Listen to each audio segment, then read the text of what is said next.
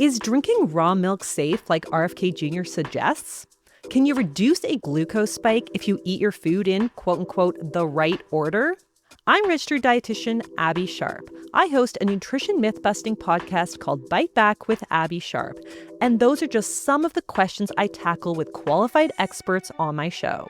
There is so much food misinformation and disinformation out there, and it can feel impossible to know what's real and what's BS. On Bite Back, my goal is to help listeners create a pleasurable relationship with food, their body, and themselves, which in my opinion is the fundamental secret to good health.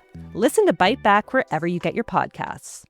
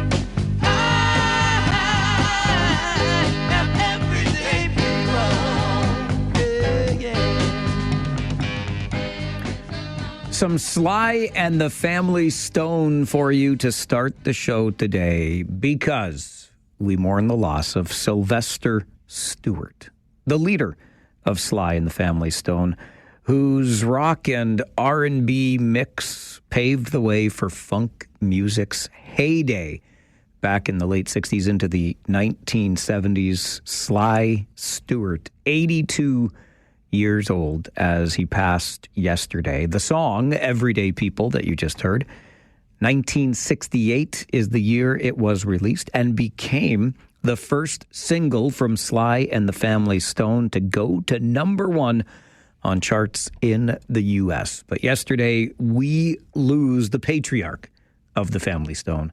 Sly Stewart passes away at the age of 82. 6 minutes after 9 on this Tuesday morning, the 10th of June. Welcome to the program. Thank you very much for stopping by, spending some of your time with us. We know how valuable that time is, and I don't think I say it enough, so allow me to say it now. Thank you very much for spending some of that time with us. We love the interaction and the conversation on the show. This is the most interactive radio program you'll find anywhere in the region. So the moment we begin at 9, phone lines are open to you right through Rob Snow's show. In fact, until 3 this afternoon. 519-570-2545, star 570, and 1-800-570-5715. You can also send email, mike@570news.com, and our show Facebook page is there for you as well, which is, of course, under the Mike Farwell Show on Facebook. If you were listening, as I know you were, because you like to be informed when you start your day, right? Listening to All News Mornings today with Christine Clark and Mark Douglas, you heard our reporter, Justin Kohler, talking about that lack of, or perhaps the inadequate amount of courtroom space right now. And we're so far behind. So the talk is about a new, perhaps, building, a $100 million price tag. Let me tell you this to start off with. Ain't no way, no how, all of that money is coming from here in the region. This would, of course, be in partnership with the province. But I'll remind you the last time we built and opened a new courthouse in the region, the one that's now at the corner of Duke and Frederick Street. You remember how Cambridge felt about that? Having to come all the way up here to Kitchener to attend court and perhaps argue those provincial offenses like speeding tickets. I'm going to come back to that in a moment. But I'm going to put this out there right now. I don't think there's a chance, quite frankly, that any new courthouse is coming anytime soon. But if it does, let me start the bidding at a location in Cambridge to serve the region. Cambridge is part of this region, and I recall a day during the Farwell for Hire fundraising campaign where I went to do some work at a place in the south end of Cambridge. It took me longer to get there than it would have taken me to get to Guelph. It's beautiful drive, but there's some geography that gets in the way. Anyway, I'm going to start the bidding at a location in Cambridge should we ever, or when eventually we might entertain the conversation of another provincial court building. The other thing I'll add to that is among the backlogs are people that are fighting things such as speeding tickets under the Provincial Highway Traffic Act, right? Do you know what we're going to start seeing a whole lot more of in this town? That would be speeding tickets. Why?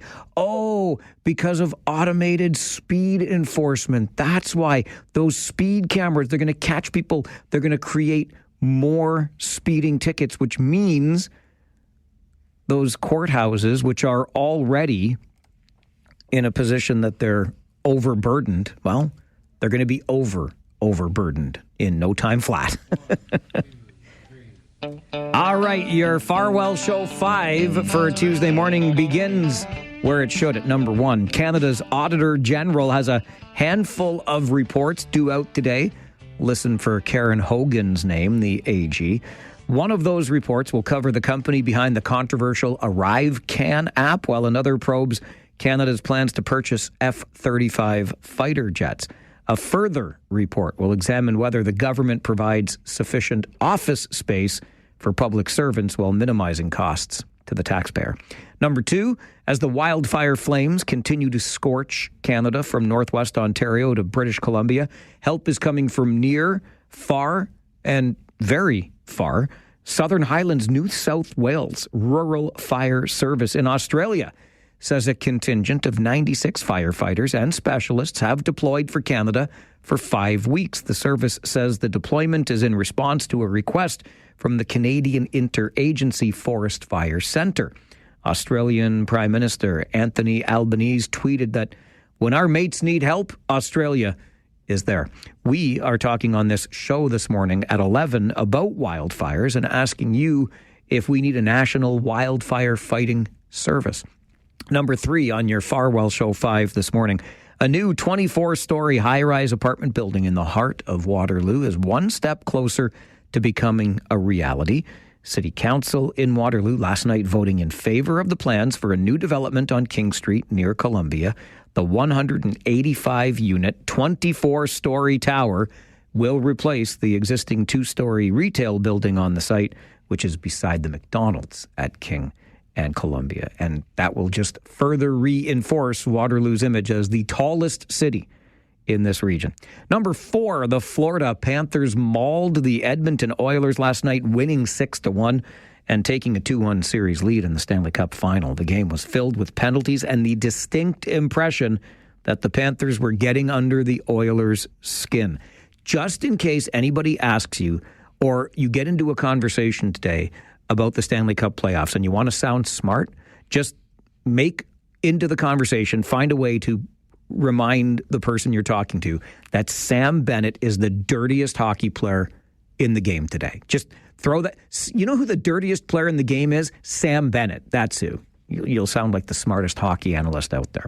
And number 5 on your Farwell Show 5 this morning, the city of Waterloo looking at relocating its museum to the Carnegie Library on Albert Street. The City of Waterloo Museum currently operates out of leased space at Conestoga Mall and faces challenges related to limited exhibition space, storage capacity, and programming flexibility. Last night, Council voted to move forward with the detailed design phase of the proposal, which would refine cost estimates, confirm storage strategies for the museum's growing collection, and explore phasing opportunities while giving staff time to pursue potential external grant funding and partnerships. The City of Waterloo Museum and its staff are good partners on this show. First Thursday of every month at 11 o'clock, we do a little Throwback Thursday segment with our friends at the City of Waterloo Museum, just taking a look at some of the interesting stories from the history of our community. And that is your Farwell Show 5 for this Tuesday morning. We'll take a break. When we come back, I've been giving a lot of thought to the conversation we had on this show yesterday about families and their importance to and within our public school board. Got some thoughts. I think what we're seeing at the public school board today is a departure from the public school board of yesterday. I'll explain coming up in our morning wake-up call. This is the Mike Farwell Show, 570 News Radio and Rogers TV.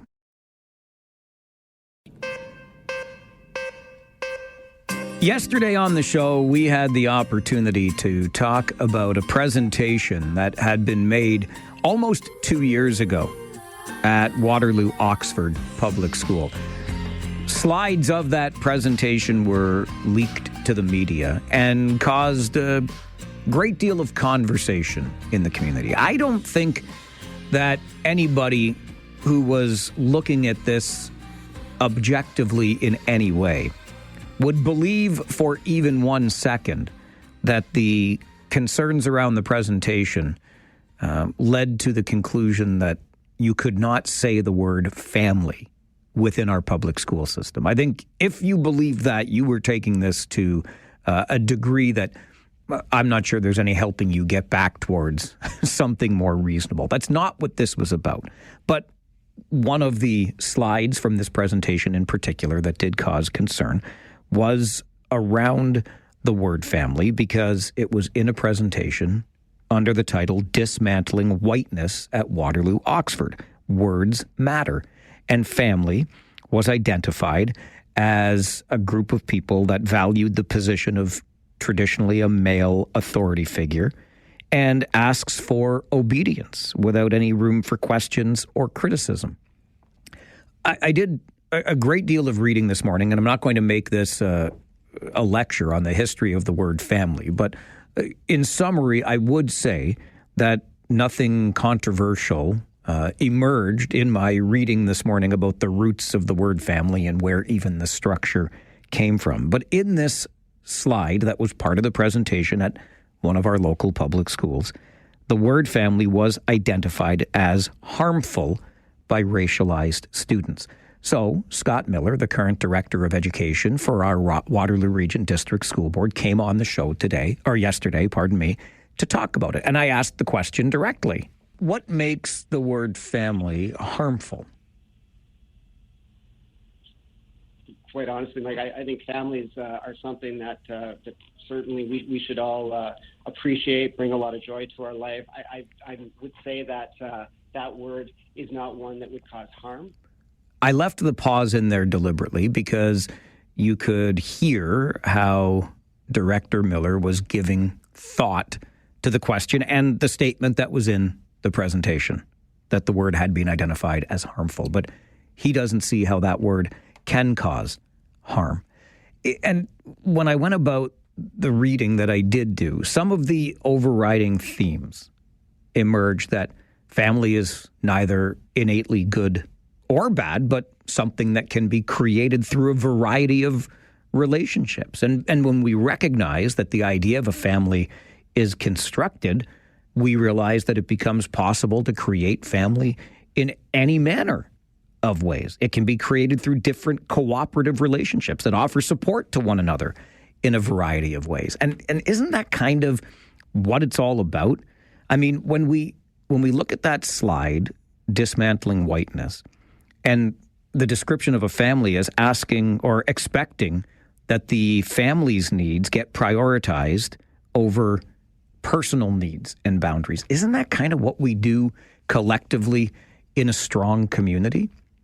We come together for the betterment of the whole, and maybe, just maybe, we do make a little bit of personal sacrifice along the way.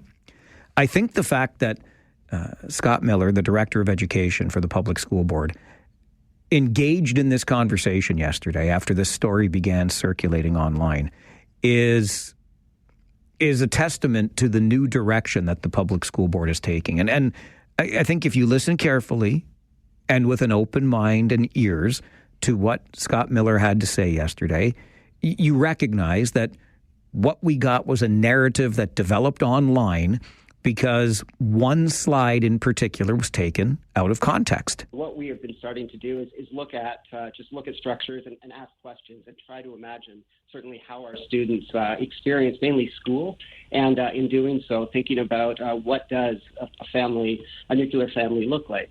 And in doing so, just using that and that slide in particular that you referenced, a lot of those comments and the context that they're in is conversation points, with a recognition that certainly I can talk to my experience, that I grew up in a family, two parents, a sibling, much like maybe yourself and many others in our community, certainly throughout their lives, realizing that our families now who are coming to our schools, they are experiencing family in many different ways. Some cases, they may come from a single-parent home.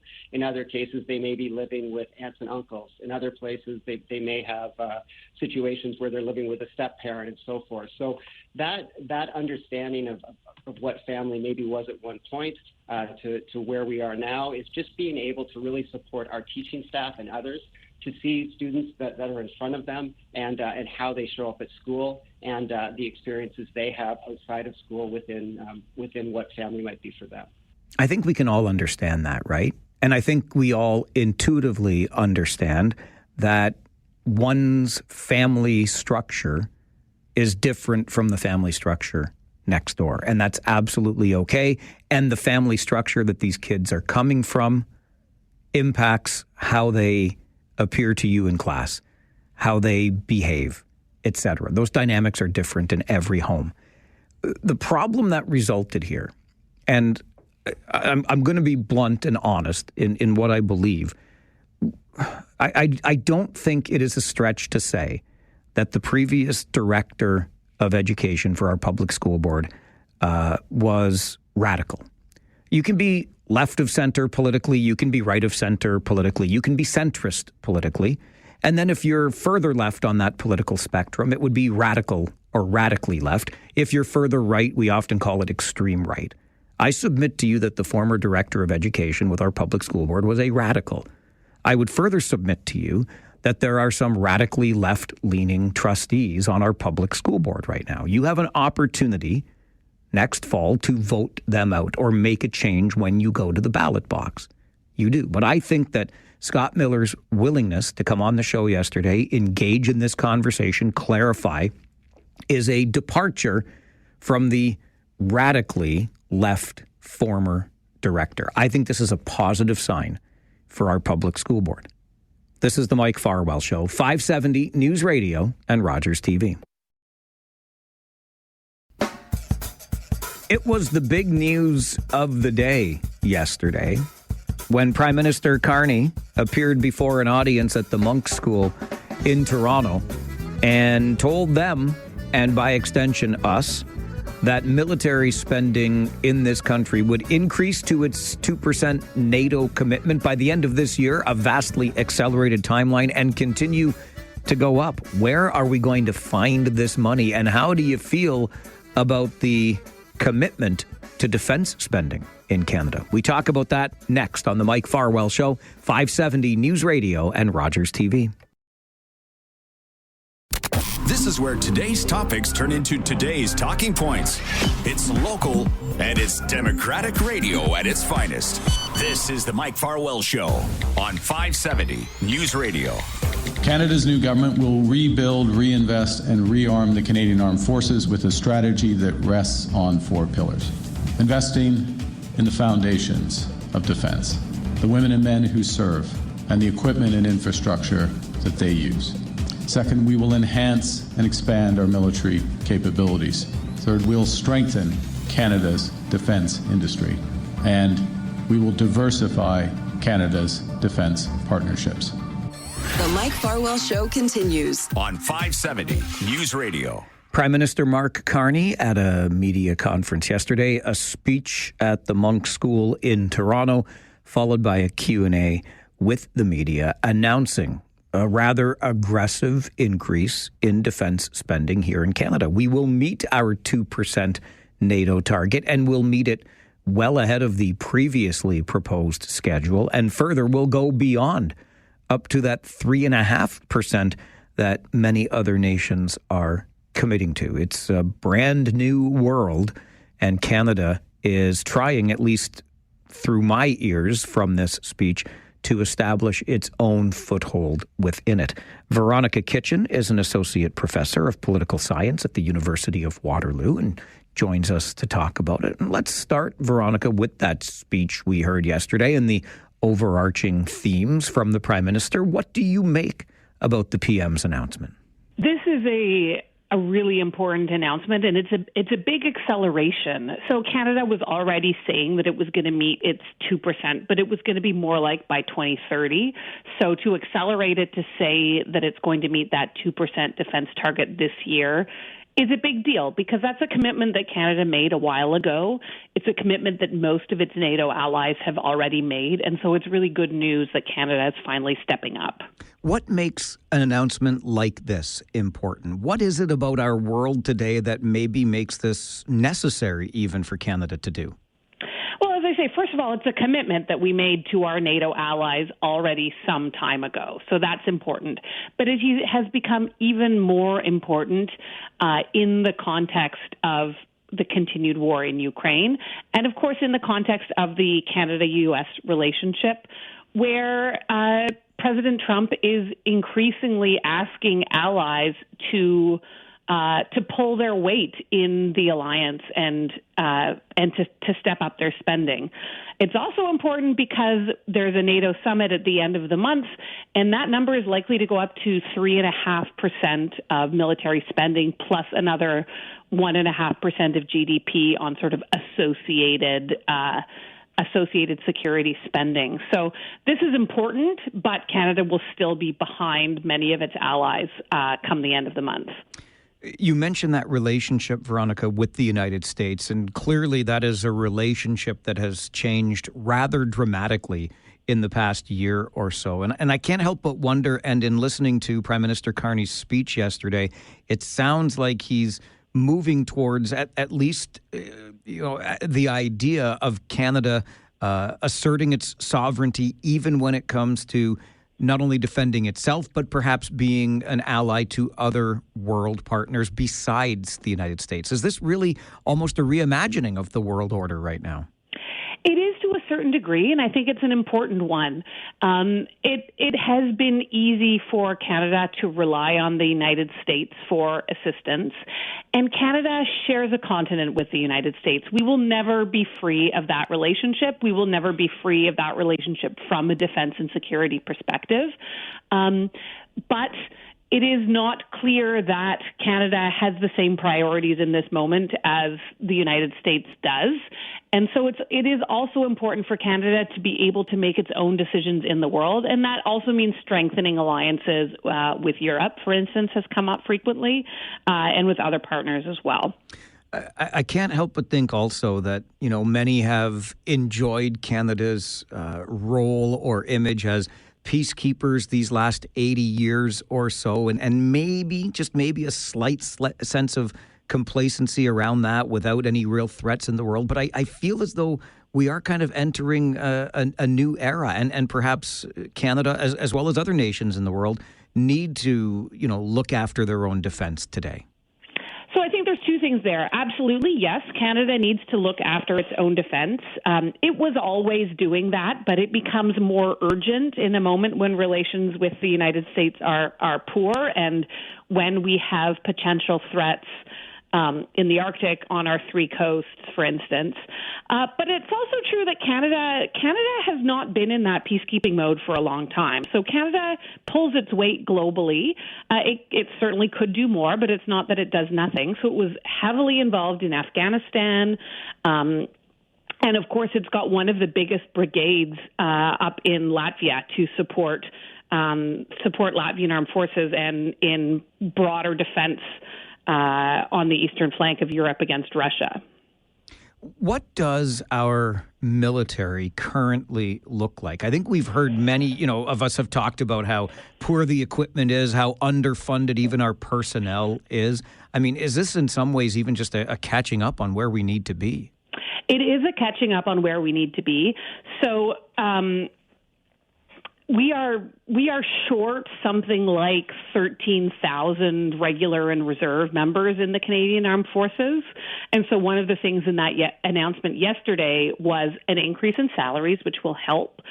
Some money towards improving things like on-base housing, which has been needed for a very long time. But there were also changes made earlier in the year and late last year that should help with recruitment. So basically things like saying that if you have asthma or ADHD, you're not going to be automatically excluded from the Canadian Armed Forces in the way that you used to be. Those will now be judged on a case-by-case basis based on what kind of military employment you decide to take on. There's lots of jobs where having asthma or ADHD is absolutely not going to be a hindrance. They're now letting permanent residents much more easily into the Canadian Armed Forces.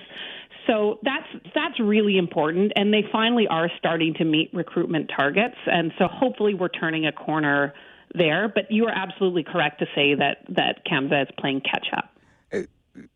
There were a lot of questions yesterday to the Prime Minister around how the government, how our country manages to pay for this. And recognizing, of course, that you're not an economist, but when you look at the state of affairs federally, how do we perhaps make this work within our budgets?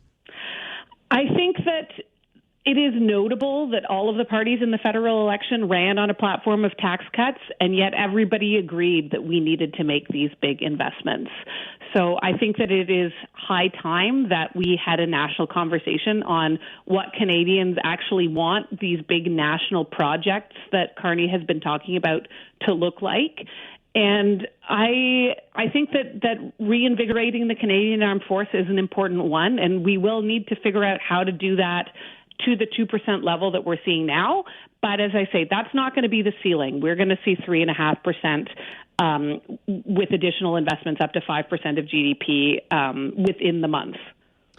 Veronica, I appreciate your perspective on the show today. Thank you very much for being here.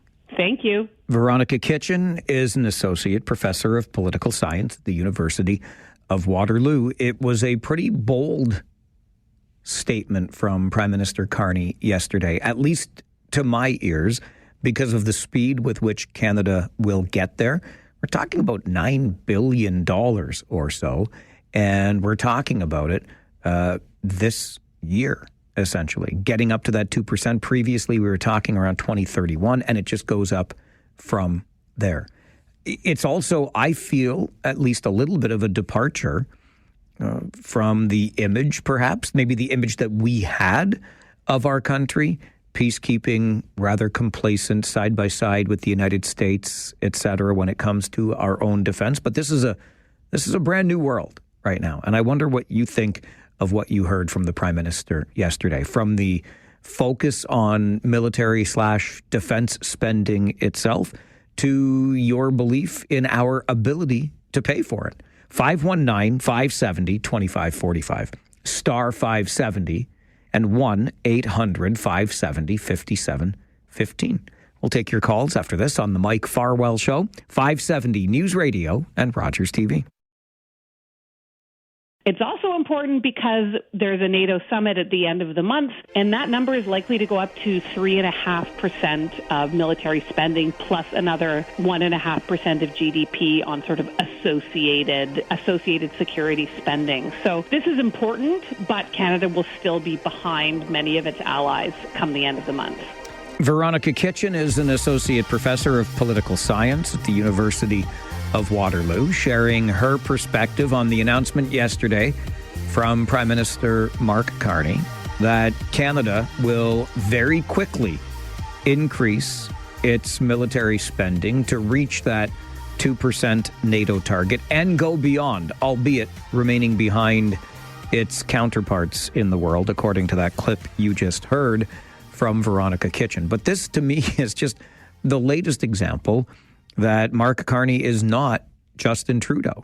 because under the previous, albeit still liberal regime in this country, the plan was by 2031, Canada would catch up to that 2% commitment. Well, now we're talking in this next fiscal year that we're going to catch up. So it's a vastly accelerated timeline.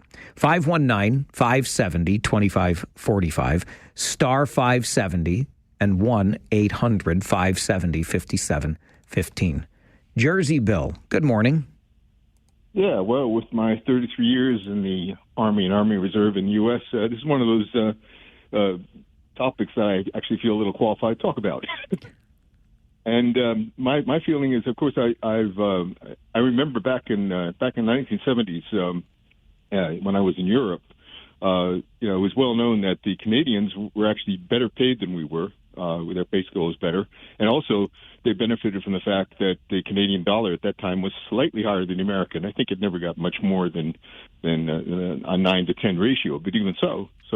And when you think about military spending, that spending on personnel is a real part of it. And that's sort of funny because, if you're just improving the pay of your people, making them feel better, that's a really easy thing to do in order to increase the spending. Now, of course, they're going to need that equipment to go along with it, and the procurement's another thing entirely. But I think if that's the idea, to increase the pay of the troops and to then maybe do a better job recruiting, having more of them, which is also going to add to the budget.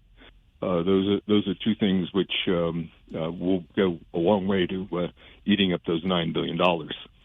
Billy, appreciate the call and the perspective as always. And it's such a good point, right? It's kind of the low-hanging fruit is to increase the pay of those already in service and those who are coming in. But the equipment, which is a little bit of an embarrassment, to say the very least, is another story entirely. And not only does that equipment have to be upgraded and by extension be less embarrassing, but as Billy alludes to, the procurement piece is really critical in all of this, because I don't think that we have necessarily demonstrated over time our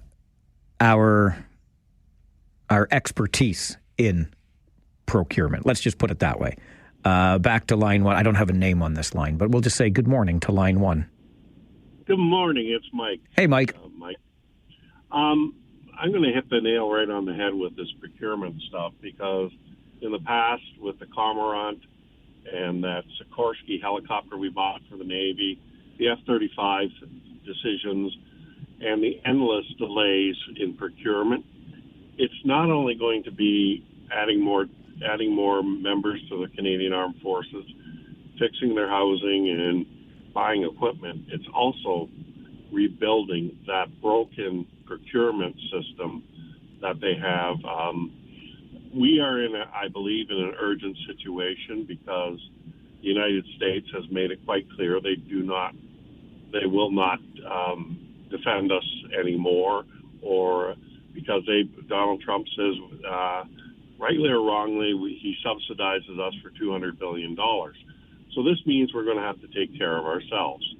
I applaud Mr. Carney for taking a step forward, but I believe they need to reform the military procurement system, Mike, because you cannot have the shenanigans that we had in the past. And that's my thoughts for the day. All right, Mike, appreciate those thoughts for the day. And yeah, the devil is in the details, and history indicates to us that procurement isn't our strongest suit. We'll see where this goes. I'm still fascinated by the numbers.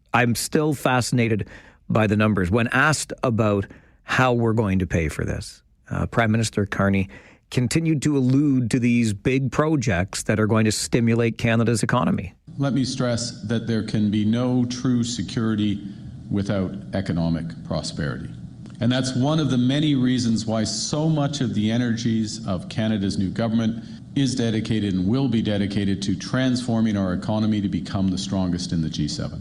Getting there will require doubling the rate of home building, creating one Canadian economy out of 13, realizing our full potential as an energy superpower, pursuing a host of other nation-building projects, and diversifying our international commercial relationships with reliable partners. So perhaps instead of raising taxes and or slashing services to the bone. The idea to find this $9 billion or so is to stimulate the economy, productivity, and create the wealth. But it's a pretty tall order indeed. This is the Mike Farwell Show, 570 News Radio and Rogers TV.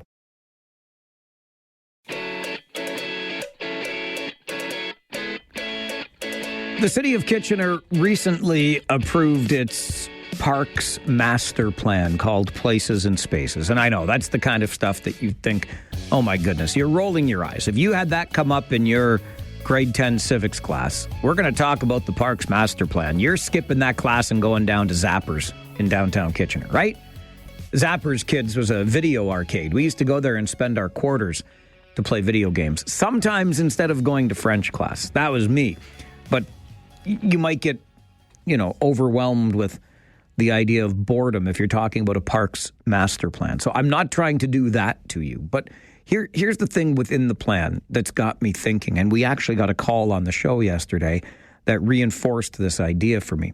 When we think about the parks, the public spaces, the green spaces in our cities, I mean, think about the signature parks, right? Riverside in Cambridge, Victoria in Kitchener, Waterloo in Waterloo, and how well used they are. And then, of course, you've got your smaller parks and parkettes around our community. But if you consider the cores of our cities, I talked during the Farwell Show 5 today about a new 24-story tower going up in Waterloo, reinforcing that city's image as the tallest in our region. Downtown Kitchener is going up, up, up, and up. And then you think about how green spaces essentially become the backyards for all of those condominium dwellers. Then things really get interesting. And it makes me wonder where people who live in all of these high rises are going, if anywhere, to meet their recreational or green space needs. So we'll talk about that coming up after this update from the 570 News Center. This is the Mike Farwell Show, 570 News Radio and Rogers TV. There is a group that calls itself Kitchener Citizens for Livable Development. As the City of Kitchener and its council approved the new Parks, Places and Spaces Master Plan last week, this group, in a nutshell, says, listen, for people who live in the downtown core and want livable development, Victoria Park in and of itself isn't enough. And so just consider, and there is intention behind inviting Ward 9 Councillor Debbie Chapman onto the show to talk about this today, because think about Victoria Street in Kitchener, okay? Victoria and Park, where it's not all developed yet, but tall towers have been approved, a couple of them there, if I'm not mistaken. But from Victoria and Park down, if you will, Victoria Street to Victoria and King, think of all of the tall buildings that are there right at Victoria and King, the garment condos, etc., the new ones coming to Victoria and Park. And all of a sudden, you see more buildings going up, up, up, and more people living in the core. And those people are looking around saying, well, what about our backyards? What about our green spaces?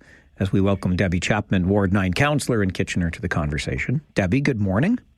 Good morning. What about those? Having me. Oh, thanks for making the time, because I know you're passionate about this, and you and Peggy from Kitchener Citizens for Livable Development really got me thinking about this. I mean, what do we do? Like, without backyards, folks who are living downtown, which we're encouraging, need to have places to relax and recreate. Yes, I agree. I'll just add to your list of developments along Park and Victoria, also Station Park. And that doesn't include anything that might be built on the Bram Yards.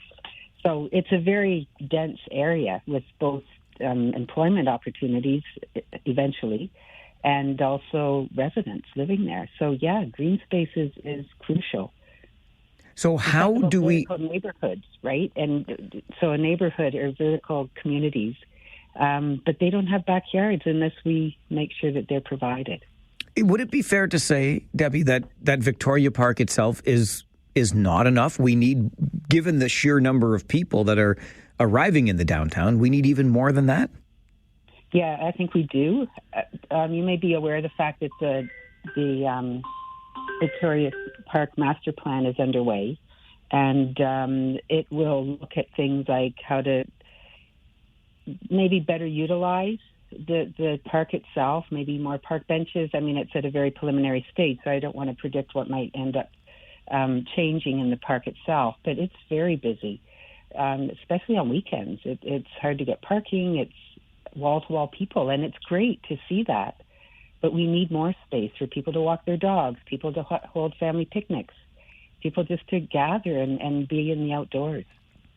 It's funny you mention how well used the park is, especially on weekends. I just happened to be down that way a couple of weekends ago on a Saturday morning and was blown away at the use of the park, which I agree with you, is fantastic to see, but it raises these very questions around, okay, if it's already that well used and thousands more people now want access to it or hope to use it, clearly we need to have more of that green space available.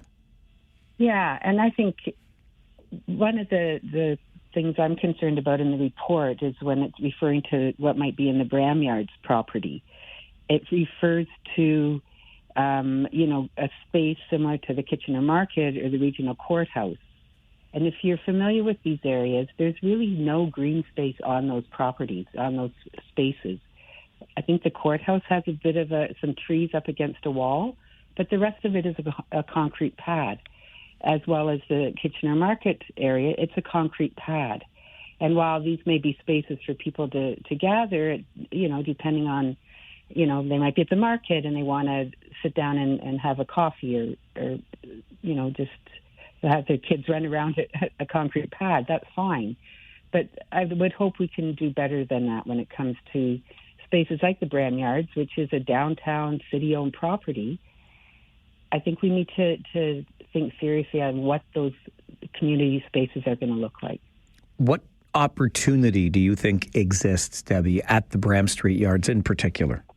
I think it's huge.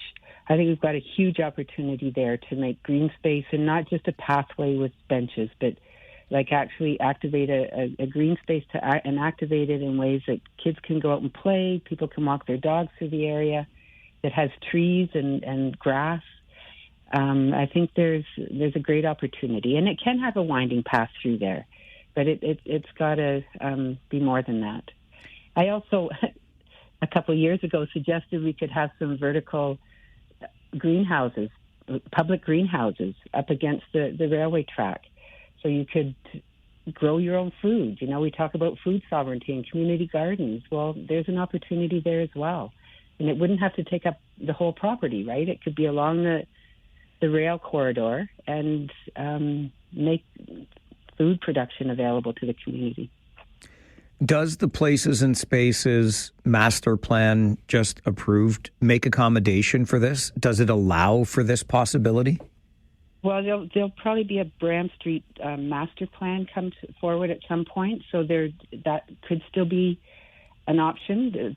I don't know, but maybe the greenhouse idea is a bit extreme, but certainly green space in that area will be considered, and I just don't know. We don't know yet what the proposal might be from staff, but there will be opportunities for green space. I didn't like the idea of thinking of it as the Kitchener Market area, because I think we need to do better than that. And, I recall very similar concerns raised in Waterloo when they created the public square at Willis Way there along King. And now since they've had the same concerns raised or complaints made that this is just, a concrete pad and there's no real shelter from the summer heat, for example. Right. And that's what we don't want. We need more shelter from the heat, especially as we develop, because buildings are made of concrete and you've got the concrete sidewalk, and we need to make sure that we've got those green spaces. The other thing that I brought up at the council meeting was the parkland acquisition, and I know this goes beyond the places component of the report, but it's that still has yet to be determined. But whether we turn city parking lots into parkland or find ways to acquire land so that we can have those parks, aside from Bramyards, right? And I'm speaking primarily for the downtown because that's where we have the biggest deficit of parkland. And I'll just add that private-owned public spaces, like the one we have at the Google building on Wellington, with artificial turf and concrete, again, I think we can do better than that. I think we have to have real grass, real trees, and spaces that are welcoming to people to just be. Debbie, I appreciate your time on the show today to talk about this. I think it's something we definitely have to monitor as we look at that master plan for Bram Yards and beyond. So thank you for this conversation today. Okay, thank you. Ward 9 Councillor in Kitchener, Debbie Chapman, joins us to talk about her continued advocacy for the real stuff, right? Artificial turf is one thing, but we need the green spaces, because for people who are increasingly living in tall buildings, in condominium towers, our public parks are their backyards. We got a call on the show yesterday, not connected to this, but that made me think of it. We do have ample opportunity in the community today to engage in recreation, to take advantage of green spaces. And I wonder which ones, or one in particular. I don't want you to necessarily give away a hidden gem and then have everybody show up at it. But I'm sure the place that you use is well used, because there does seem to be a little bit of a green space deficit. But where is your favorite green space, park space, open space to visit? Is it somewhere on the Grand River, just being on the water? Is it Riverside Park? Is it the Huron Natural Area? The Walter Bean Trail?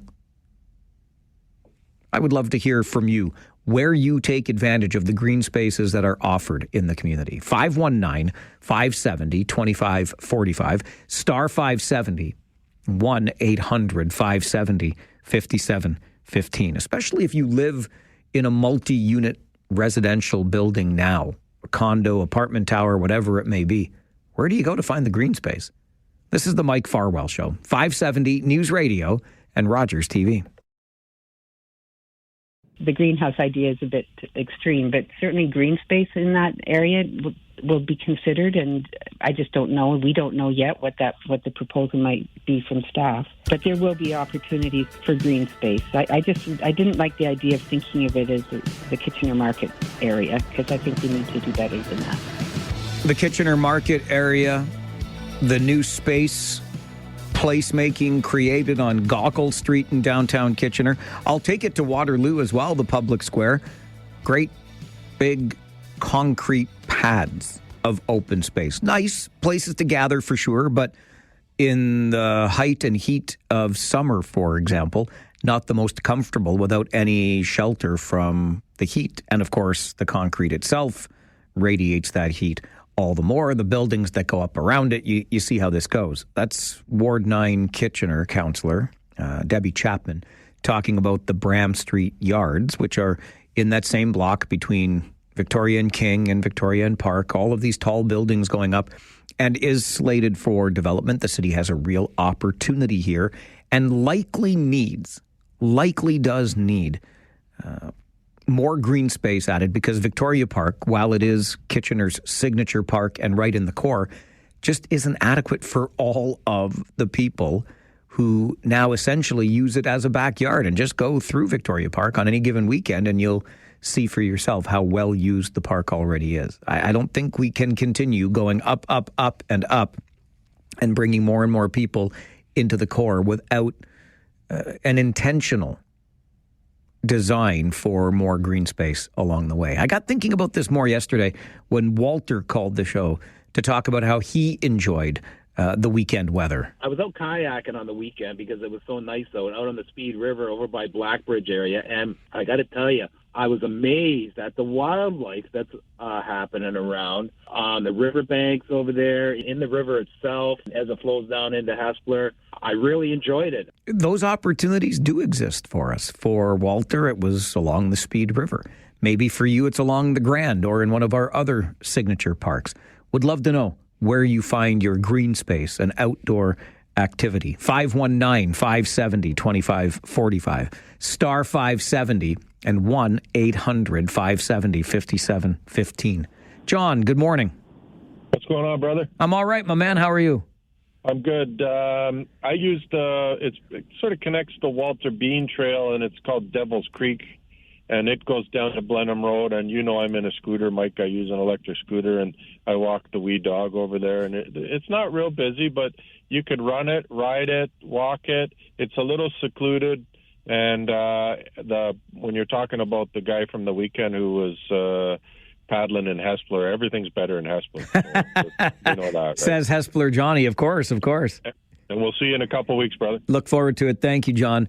I'll see John at the KW Access Ability Golf Tournament on the 23rd, 2 weeks yesterday. And we're talking a little bit more about that, by the way, as I look ahead on the show. Just before noon, around 11:45 today, because the golf tournament includes a great golf ball drop. Helicopters spilling golf balls deliberately. That's around 11:45 this morning, so you'll hear that story then. But John has found his little oasis within the city, the Iron Horse Trail. Not necessarily green space at all because you're on asphalt again, but very well used. If you know, you know.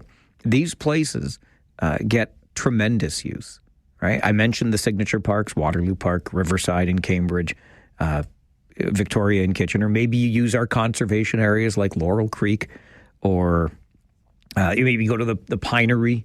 There's all kinds, Shades Mills, other examples. There are so many opportunities, but in a region that is growing like this one, we're going to need more, and we have to be intentional about the planning for that.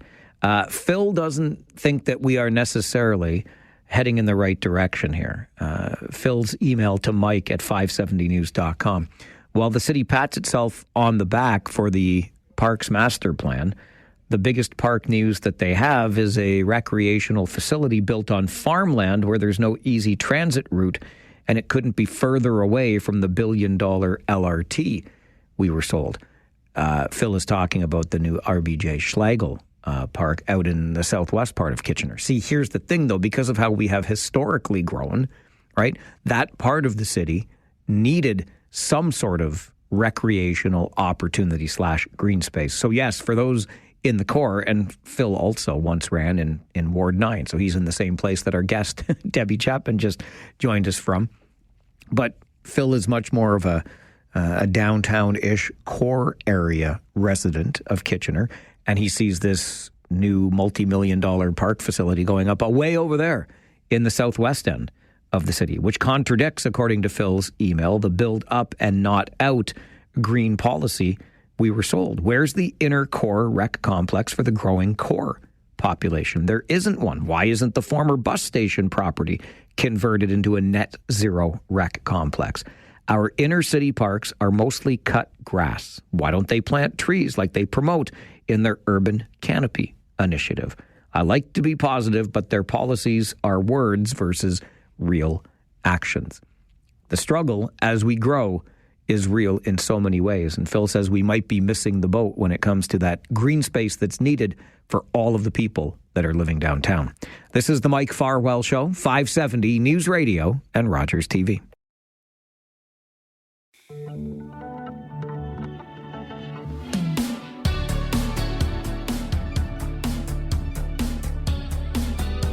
Have you ever been in a parking lot and as you are parking or unparking yourself, inadvertently bumped that other car? And then you're a good person. I know you are. So you leave the note, right? And let the person whose car you bumped that you did the bumping and you're sorry for it and here's how to get in touch with you. I know you've done that before. A woman in British Columbia did that as well. And it ended up in BC's civil court because she left the note that said, and I quote, "I dinged your back passenger door, happy to pay for," and included a phone number. And the court decided that indeed a note like that was enough of a contract so that the person whose car she hit, when he called up and said, you owe me the money now for, like, I don't understand why it even had to go to court. You said in the note you'd be happy to pay for it. And so when the person whose car you hit took you up on that and said, okay, you have to pay my $500 deductible for my insurance, why didn't you just pay it? It ended up in court. But it was determined that the note left on the windshield did indeed constitute a legal agreement. Again, you said you dinged the door, you'd be happy to pay for it. When the person whose door you dinged came and asked for the money, I would expect you just follow through and not end up in court. But if you ever do, just remember that note constitutes a legal agreement, at least according to the civil courts in British Columbia. This is the Mike Farwell Show, 570 News Radio and Rogers TV.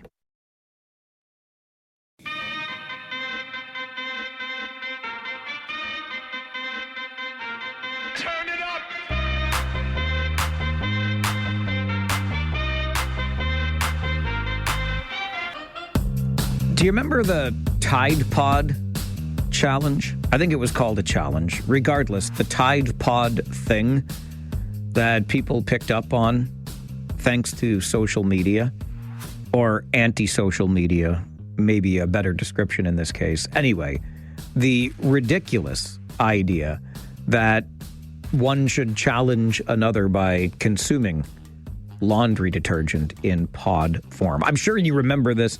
All I have to do is say the Tide Pod thing or the Tide Pod challenge, and you'll recall exactly what it is that I'm talking about. You would have liked to think that that was the beginning and the end of internet nonsense, but oh no, that's not the case. In fact, I think it just gets weirder and weirder by the day. Patience Cathcart is the Director of Data and Public Safety Officer with the Electrical Safety Authority here in Ontario and joins us for a conversation. Patience, good morning. Good morning, Mike. Thanks for having me. Well, thanks very much for making the time to talk about the latest internet nonsense, at least in my words. What are we seeing lately, Patience, when it comes to a trend that young people have picked up on? Sure, yeah. So, and thanks for explaining it that way as well. It's a good tie to the Tide Pod challenge that we're seeing. So what we're observing is young folks, typically of the teenagers, entering paper clips into the USB ports of Chromebooks.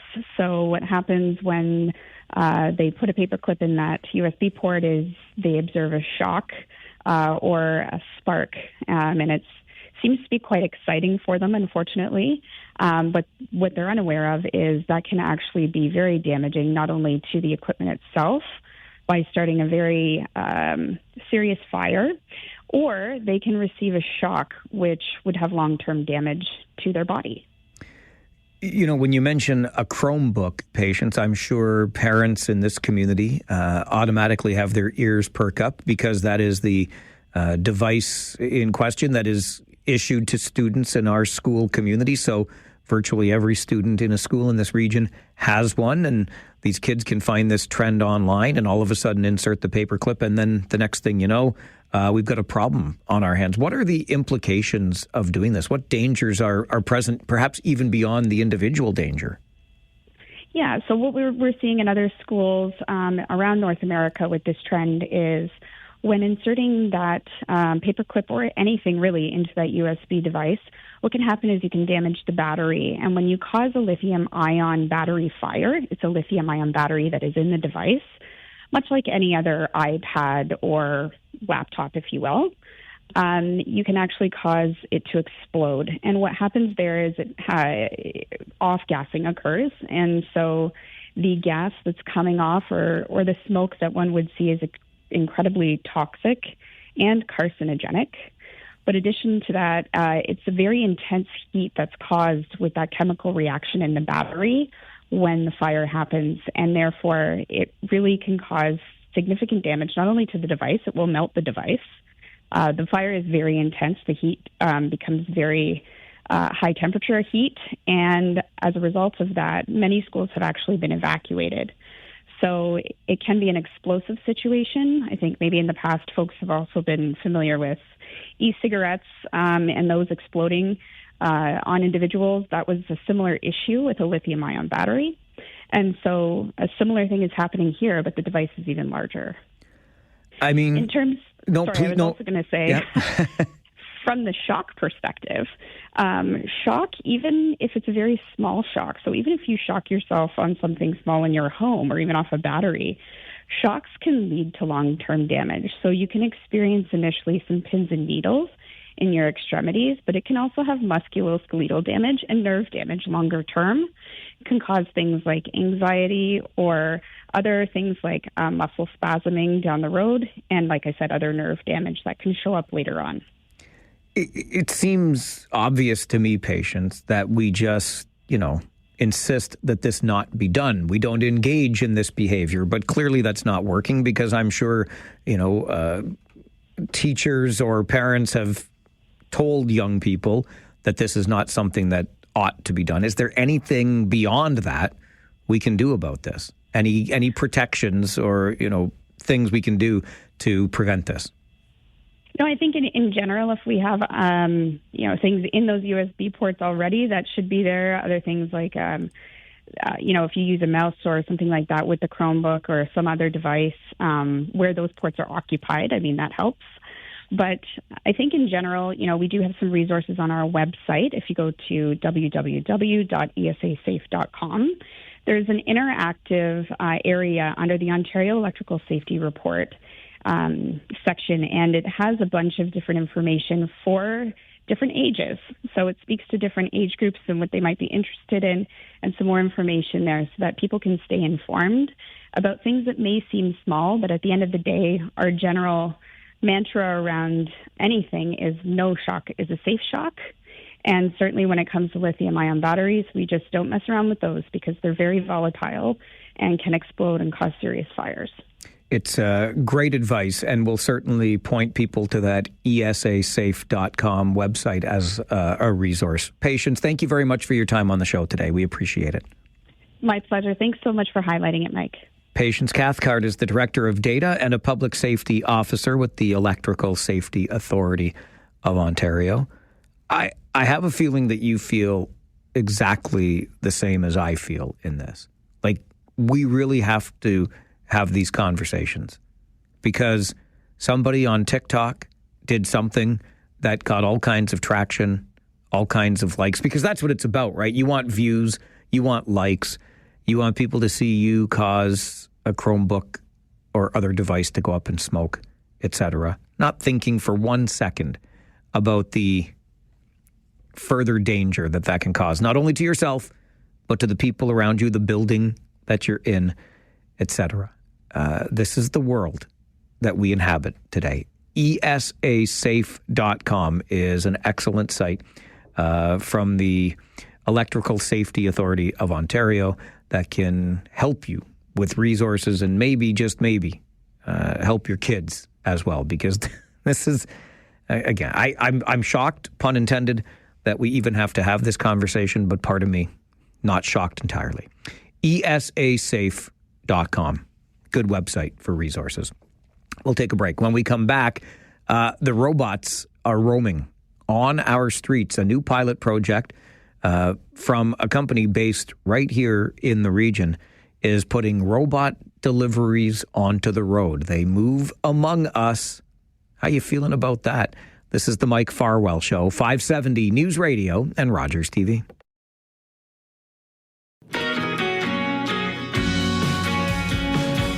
Thanks to Andrew for the email to Mike at 570news.com following that conversation we just had with the Independent Electricity System Operator, the Electrical Safety Authority, about the TikTok trend that's got kids putting paper clips into USB ports of Chromebooks and starting them on fire. I think we all understand the risks associated with that. Andrew writes to Mike at 570news.com. There are things that you can plug into your USBs that are usually called USB dust covers, and they're simple. They're just plastic, and other ones that look more like a USB that you can put into a USB port just to make it a little harder for someone to put in a paper clip or anything like that. Appreciate the tip there, Andrew. And I mean, we could also just get our kids off TikTok. There'd be that aspect of it too, but I'll just leave that over there as we move on to talk about the robots that are roaming among us. This is getting a little apocalyptic for my liking, or at least that's where my mind is taking it. But the machines are taking over to some degree, at least in this pilot project in Markham, north of Toronto, where autonomous robots are now doing deliveries for Skip. And this is a company, Real Life Robotics, that springs from the loins of the Velocity Incubator the University of Waterloo. Sharif Virani is the head of growth at Real Life Robotics and joins us to talk about it. Let's start with the partnership with Skip, Sharif. How did this partnership originally come about? So we started talking to Skip about 6 months ago about our project when we first got our permission from the government to operate the first municipally sanctioned robot delivery pilot. And it was on the premise of exploring some different modes of transportation that could be potentially in addition to Skip's current fleet for delivery. Was this always the intention, Sharif, or did the idea of robot delivery kind of come about as you were looking at robotics in a different light? So the idea and the business model behind the company has kind of evolved over time, but the basic premise of robot delivery and doing delivery, under a 2-kilometer radius in kind of a dense geographic zone like the downtown city of Markham was really always part of the plan. So how does this work? I mean, I have an image in my mind, and I've seen some pictures online with, these robots kind of interacting with people or navigating sidewalks, let's say. But how does this work? Yeah, so if you're in the downtown Markham area, within about a 2-kilometer radius of 169 Enterprise Boulevard, and you pull out the Skip app, you'll be able to see an icon on there that says robot delivery. If you select that, there's about 10 restaurants right now, and there'll be about 15 by the end of the pilot, where you're able to select robot delivery. So the customer, you can select robot delivery, pick your items, and then a robot is actually dispatched to the restaurant. And on the restaurant's end, the experience is exactly like it is right now for a regular Skip order.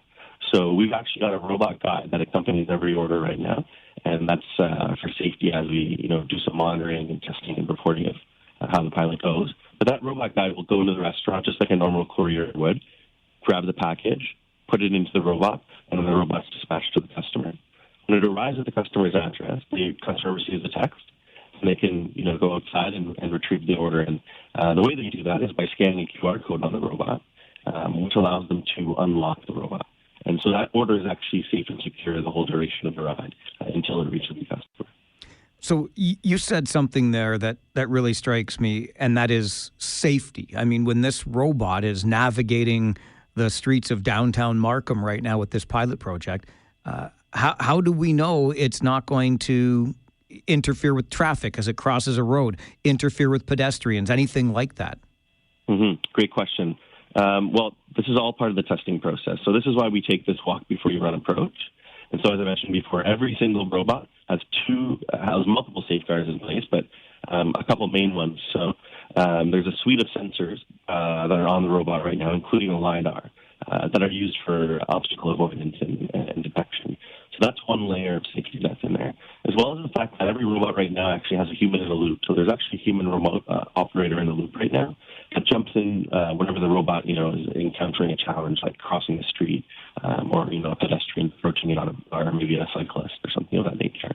And so it always yields to incoming traffic. You'll even notice at the crosswalk it waits until there's about 20 seconds on the clock, and if there's anything lower than that, it won't actually cross. And then this third thing that we have, as I mentioned before, too, is that robot guide.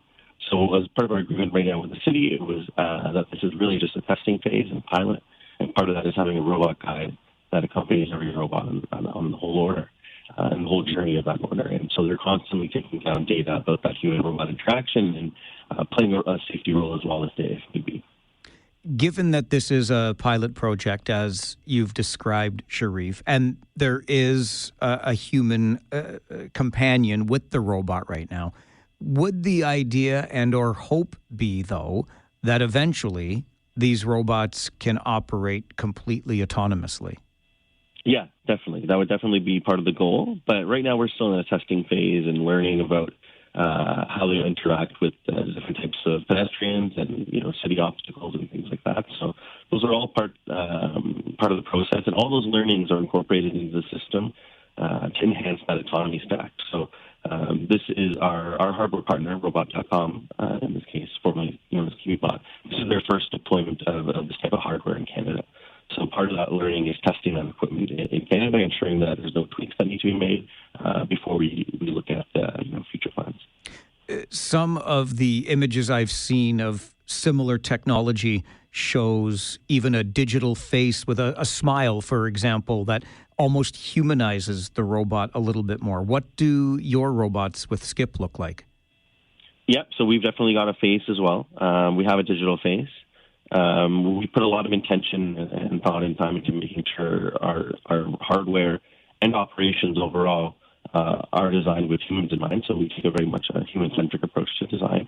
And part of that on the hardware side is ensuring the robot has a face that's not just friendly, but emotive and is able to interact with the community around them. And that's a huge part of that integration, because it introduces a certain level of self-policing in the community and helps reduce things like vandalism. So that's a huge part of our narrative and a huge part of our equation.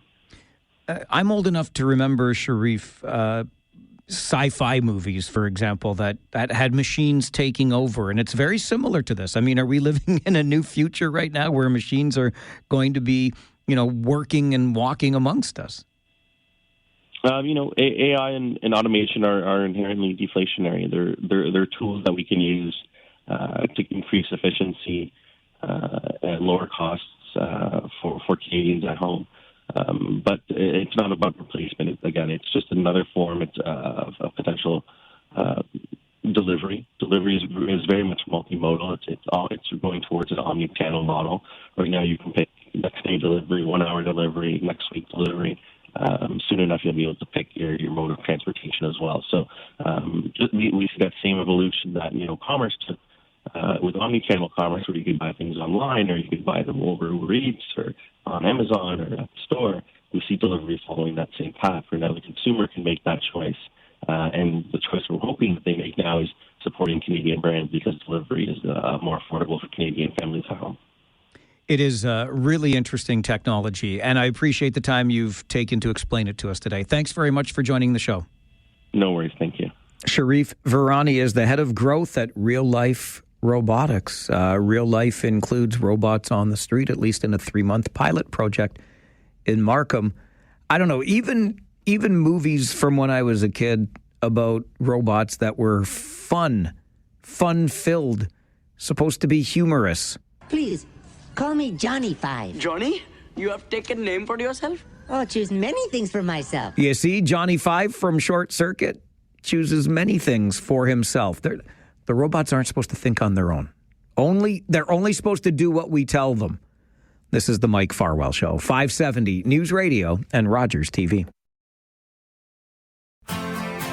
From northwestern Ontario to British Columbia, we are once again into wildfire season here in Canada, and that has renewed calls for a national wildfire fighting service in this country. Is it time that we created one? We'll talk about that coming up on the Mike Farwell Show, 570 News Radio and Rogers TV.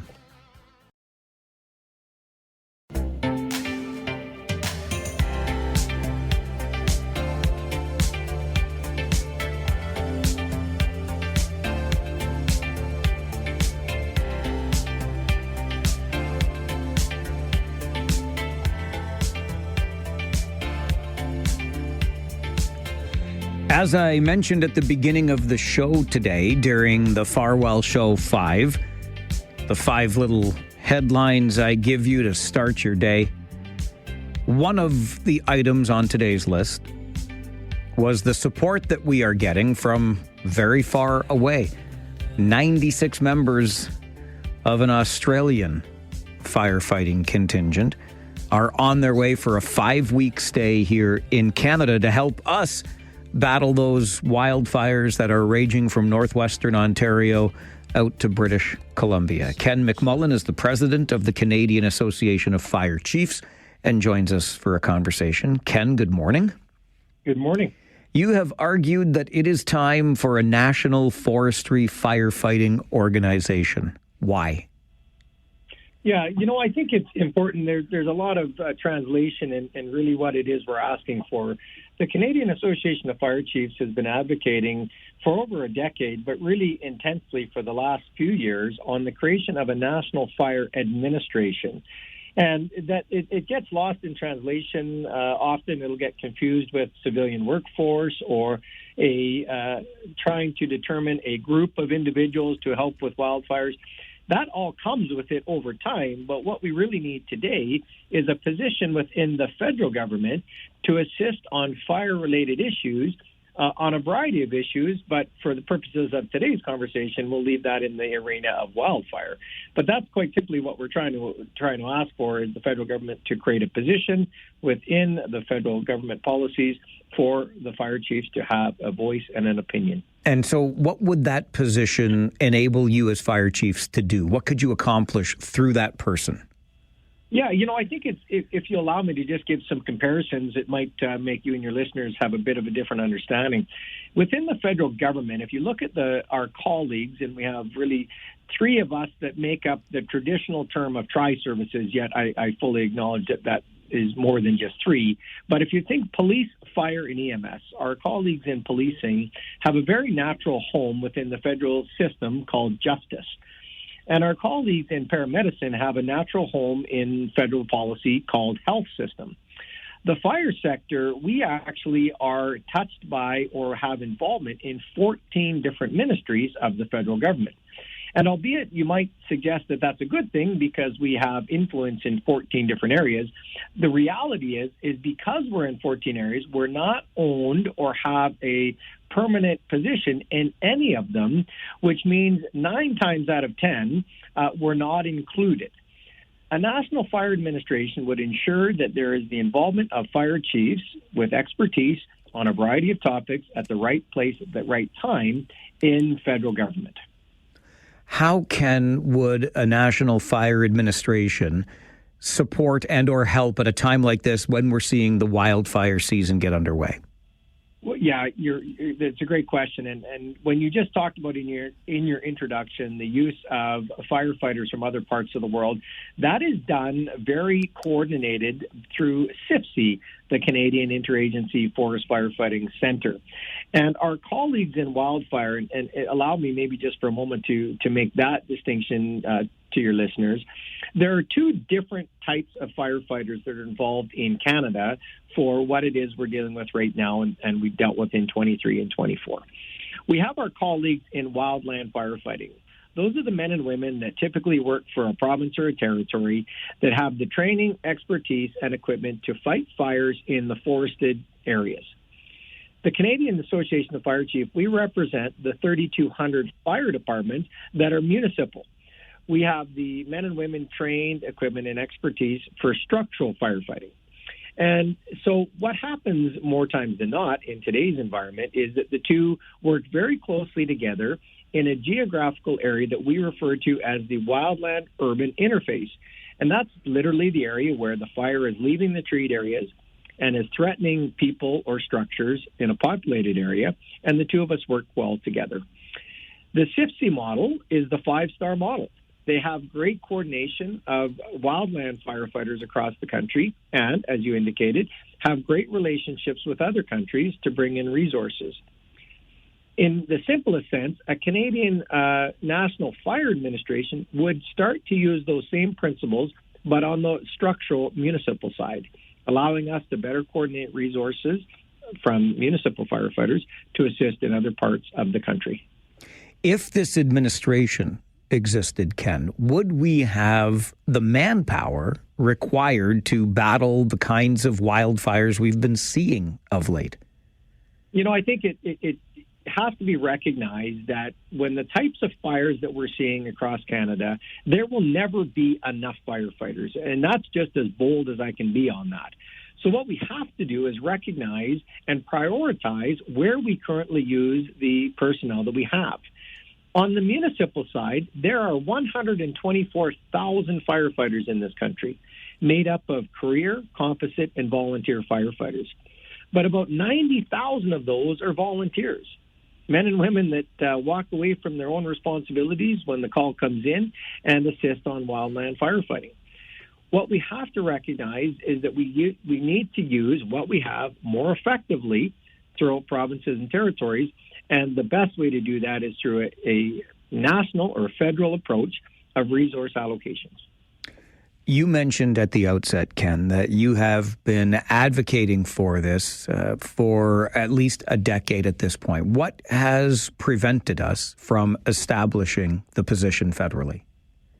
You know, I don't want to speak for them, but I will just continue to encourage our government to get this done. We now have a new government. We have new ministers. It's going to take a bit of time to regain the relationships that we lose every time that there's a change of ministers. However, we bring the data, and I think that that's most helpful is that we come in with data. The Canadian Fire Chiefs, we are nonpartisan. We are practical and not political, meaning we need to work with the governments that are willing to work with us. We have spent a lot of time with government, and we believe that we've been able to provide the information that supports the initiatives of creating a national fire administration. In 2024, when there was potential of change of leadership within the House, we took the opportunity to meet with all government parties and all leaders of the respective parties across this country. And remarkably, nobody thought that this was a bad idea. I think the challenge is who is ready to pick this torch up and get it across the finish line is what we're still struggling with today. There's a legacy piece to this. It's never been done before. I believe that there's an economic benefit to the country. We know that there's a security benefit to the country if all of our fire departments are coordinated in the most effective way possible. So it really has to happen. It's not a matter of if, it's a matter of when. Ken, I really appreciate the time on the show this morning. Thank you for being here. It's been a pleasure as always to you and your listeners. Please stay safe and we'll talk again soon. Look forward to that. Thanks, Ken. Thank you. Ken McMullen is the president of the Canadian Association of Fire Chiefs. Do we need a national fire administration? Ken lays out the case very plainly and very eloquently. My antennae go up when I think about this idea that the National Firefighting Administration would coordinate effectively all of these fire resources across the country because, you know, government and efficiency don't always seem to go hand in hand. But certainly as wildfire season begins anew, it is a timely conversation. What do you think of the idea? Is it time? And Ken says it's not a matter of if, it's a matter of when. So is now the time? Is now the when for a national firefighting administration? Your thoughts always welcome on the Mike Farwell Show, 570 News Radio and Rogers TV. The challenge is who is ready to pick this torch up and get it across the finish line is what we're still struggling with today. There's a legacy piece to this. It's never been done before. I believe that there's an economic benefit to the country. We know that there's a security benefit to the country if all of our fire departments are coordinated in the most effective way possible. So it really has to happen. It's not a matter of if, it's a matter of when. Ken McMullen, the president of the Canadian Association of Fire Chiefs, continues his advocacy for a national fire administration. The federal entity or department that would manage all fire resources across our country. And Ken is blunt in his assessment that we will never have enough manpower, enough personnel to combat the kinds of wildfires that we've been seeing. But a national administration that coordinates the deployment of those resources across the country would be an important first step. 519-570-2545, star 570 and 1-800-570-5715. This advocacy has been going on for the better part of a decade now. It's not hard to go back into the online archives and find the first calls for this National Fire Administration. And of late, with our wildfire season starting about a month ahead of last year's wildfire season, the calls have been made anew. And it occurs to me, one of our regular callers on this show during our open line segments or otherwise has been adamant in that we don't have to worry about this, that, or the other thing. What we really have to worry about is wildfires and how we are going to deal with them. Just to kind of put this in perspective for you, because you know, the data helps us, I think, to understand. And we can look south of the border at the United States, which has a federally coordinated wildfire system. It includes agencies such as the U.S. Forest Service, the National Interagency Fire Center, and FEMA in the United States. We have nothing similar to that in Canada. Meantime, in the United States, there are more than 200 federally contracted water bombers, including large air tankers that can carry up to 12,000 gallons. Here in Canada, we have about 60 water bombers that are scattered across provinces, and they max out at about 1,600 gallons, so barely more than 1/10 of the capacity. And remember, while we are smaller in population, we are not in landmass. And so when you start breaking this down then in terms of the costs, it becomes a very real problem. In 2023, for example, we lost more than 15 million hectares of our forested area, costing nearly $10 billion, which is including more than $3 billion in insured damages. Last year, another $8.5 billion in insured losses, including almost $1 billion from a single event in Jasper.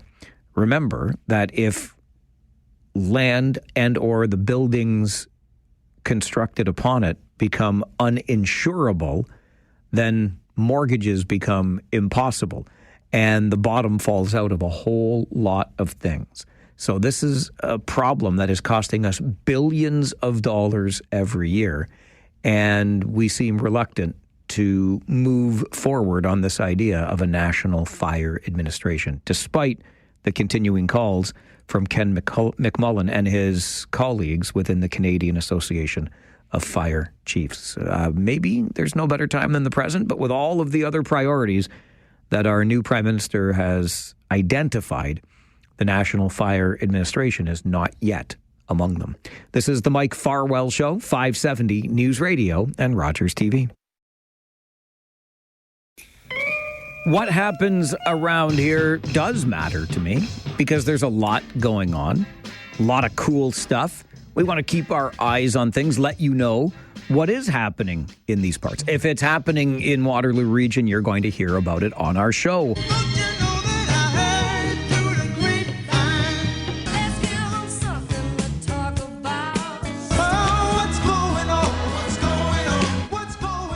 With us today, Les Kadar, volunteer chair of the Cambridge Celebration of the Arts, and Megan Hooper, who's a recreation coordinator of special events at the City of Cambridge. Les, what can we expect at the Celebration of the Arts in Cambridge on June the 13th? We have a wonderful show again coming up, as usual. We have 10 live musical acts on 2 different stages.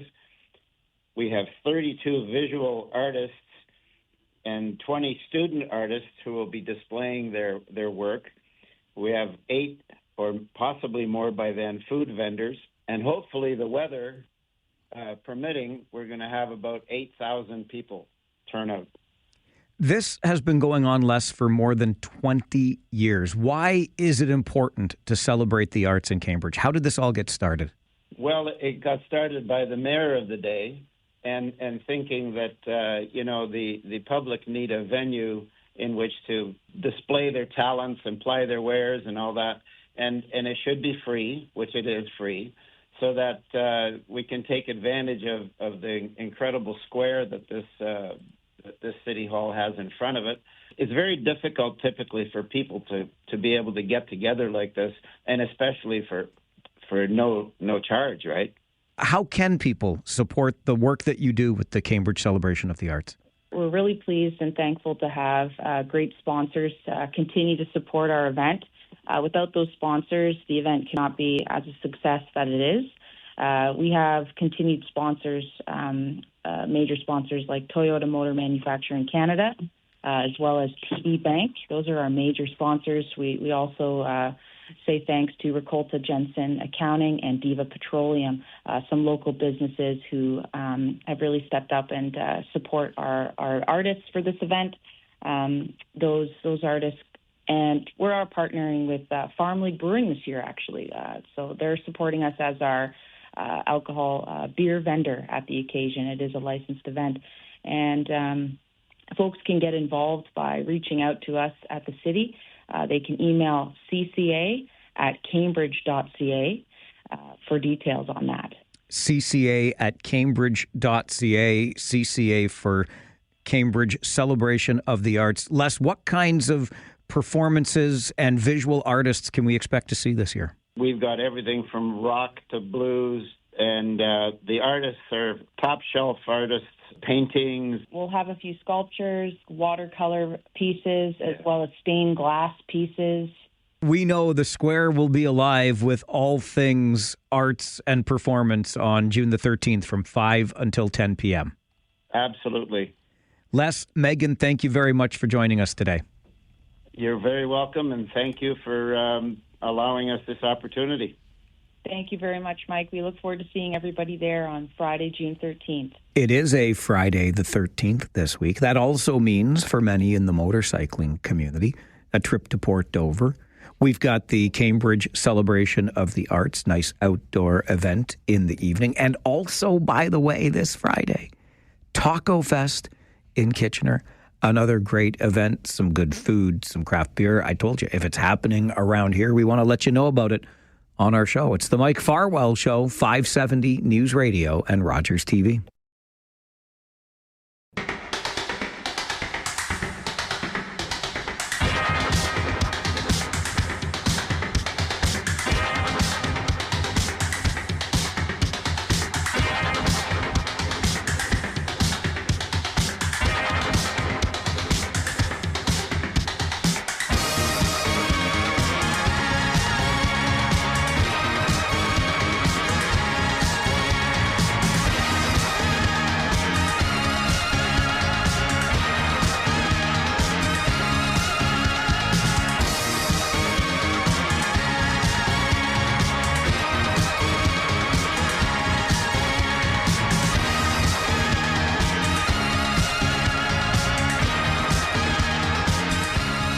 Well, this June the 10th is the second Tuesday of our month. And on the second Tuesday of every month, we check in with our friends at the Canadian Mental Health Association of Waterloo Wellington for our monthly mental health check-in.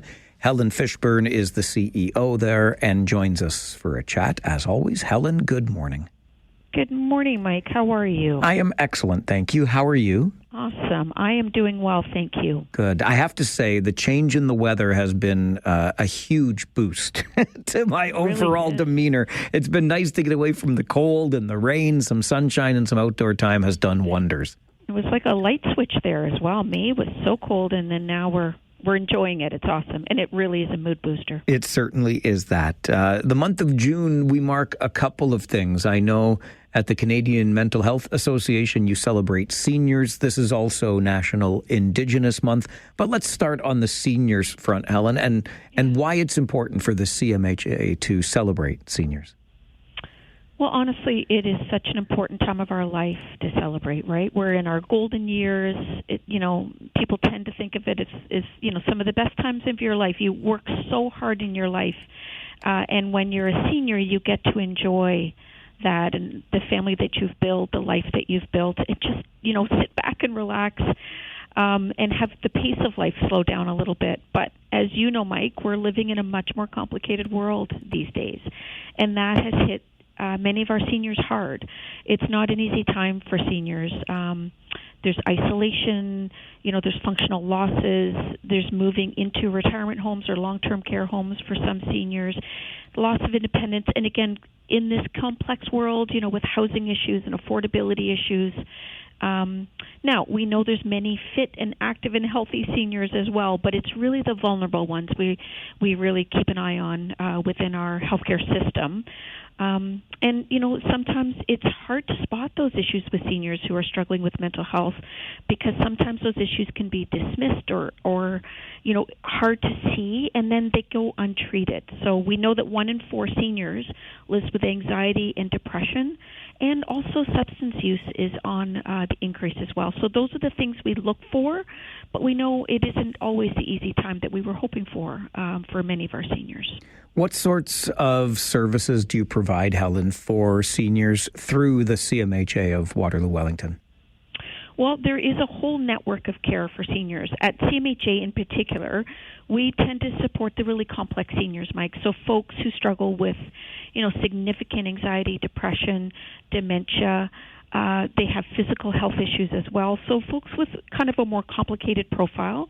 And we have psychiatry, we have nursing, we have social work. We have a whole team-based care approach to support seniors. But generally speaking, really what we want to do is promote a network of support for seniors. So when you think about seniors that are just struggling, just managing some of the losses in their life, right? There's things like the Alzheimer's Society. There are community support services available through your family doctor's office. There's a range of options that a family doctor might be able to refer a senior to as well.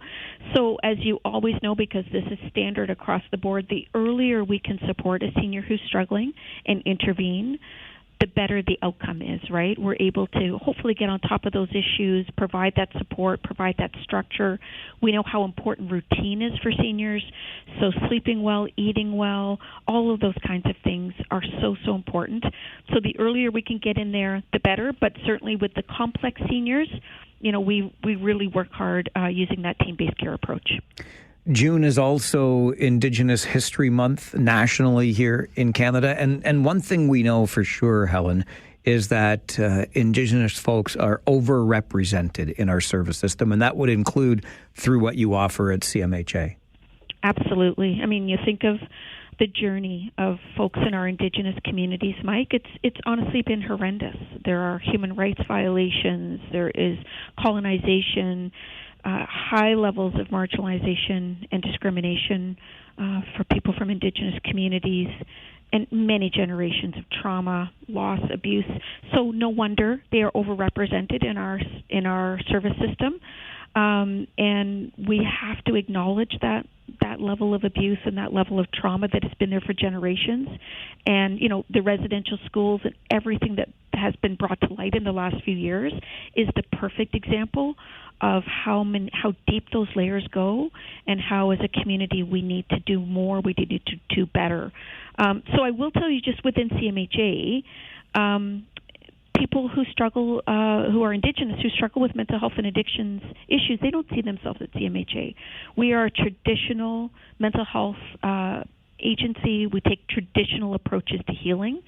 People who are Indigenous very much identify their healing with the land. So we've been able to build some just amazing partnerships in the last few years where we're looking to build more land-based healing opportunities. So when we work with people who are Indigenous, or they connect with us, or we're trying to find options for care, we now have pathways to amazing organizations like Crow Shield Lodge, who Clarence Kachiki, who's an incredible Indigenous leader in our community, who've created options, land-based healing and other Indigenous-based programming through SOHAC, the South Ontario Aboriginal Access Centre, through Seven Generations in Kitchener. There are multiple Indigenous providers who are doing amazing work. What we need to do, Mike, is make room for them. We need more Indigenous providers, because if you are struggling and you are Indigenous, you need people who understand and are providing culturally appropriate care. Not people from CMHA, who we are, the best of intentions, but we provide traditional healing. Sometimes you need both, and that's where the partnership comes in. But honestly, we've been so excited to see so much more Indigenous-led mental health services in our community, and a huge shout out to people like Clarence and others who are leading that work, and I'm so grateful for them. I've learned so much for them. It just seems to make sense as I listen, Helen, that we meet folks where they are at, right? And so if the traditional, or what we have developed as common practices in the mental health space, do not necessarily apply to somebody that's looking for something more Indigenous-led, absolutely, let's find those ways to meet them where they are at. Absolutely, and create opportunities for that, right? And that's what I mean. We have to make room at the table. We have to make room in our funding streams. We have to acknowledge and recognize that this has been a gap in our care system, and we have to fill that gap. And that means that we advocate for the funding. We have a partnership with Crow Shield Lodge, for example, to share positions, right? So we're supporting people in our community and we're able to send some of our funding to Crow Shield Lodge so they can hire staff to better support our community. These are the kinds of things that we need to be doing differently, again, to make room, to make space, and to create opportunities. But even beyond that, Mike, like, it's a time for all of us in June to reflect, right? To read, to watch, to listen. There's so many things that all of us, whether you work in the healthcare space or not, need to continue to understand and to lean into.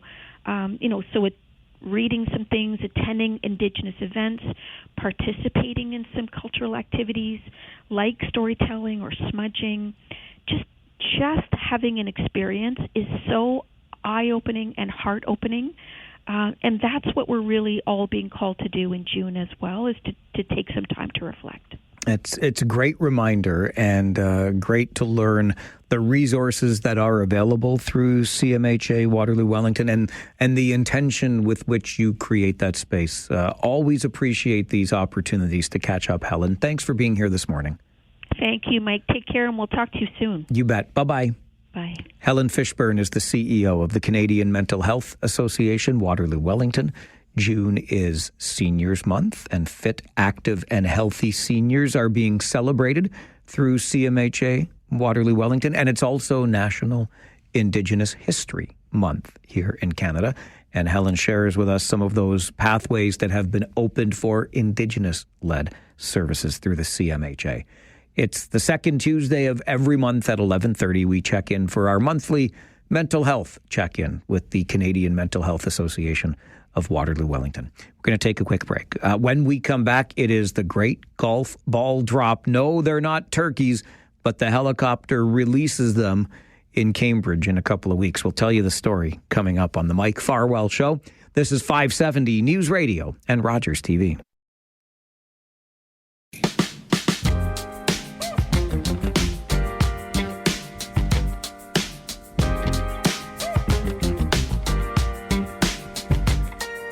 We are now less than 2 weeks away. It was 2 weeks yesterday. Coming up on Monday, the 23rd, it is the annual KW Accessibility Golf Tournament at Galt Country Club in the beautiful city of Cambridge in the area of Galt. And here to talk more about it is the Executive Director with KW Accessibility, Mr. Edward Farwell. Edward, good morning. Good morning, Mike. Thanks for having us this morning. Always a pleasure, my friend. Always a pleasure. Brett Worley is with us as well. He's the chair of the Golf Tournament Organizing Committee. Good morning, Brett. Good morning, Mike. How are you? I'm good, thanks. How are you? Excellent. Good. Are you ready? Do you have that helicopter on standby?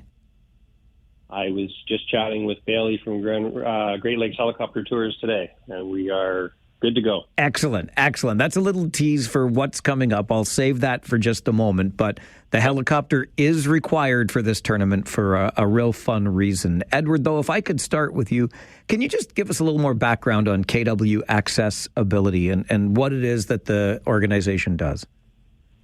Absolutely. So our agency's been around for over 50 years, and we help people with any type of physical disability. We're not limited to just physical disabilities, people with visual or hearing. Everybody's welcome at our agency, and we just provide so many different programs to make sure everybody feels inclusive in the community. And the money that is raised through this annual golf tournament, Edward, what does it help you to do at KW Accessibility? All the money that we raise at this tournament and with the special helicopter golf ball drop goes directly into programming.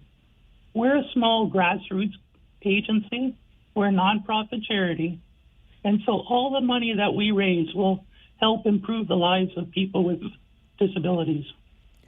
Brett, I know this has been going on for a number of years, and sometimes you might think, well, you just kind of rinse and repeat every year. But I get the feeling that, there's a little bit more to it than that involved in actually planning this tournament year over year. How are we looking for the 23rd? Yeah, I agree with you. It's definitely not rinse and repeat. There are some elements that are, for sure. We have a lot of great I'll call them repeat customers that come back to our tournament every year because it's such a great experience and event. But obviously, we get new people each year, and we try to come up with new ideas, which is part of the reason why we're on today. But the tournament itself for the 23rd is looking great. We're actually going to have our highest number of golfers ever this year. We've got 136 committed, which is actually a touch higher than we normally go. We usually try to stick around 124, 128, but we're at 136 this year. So great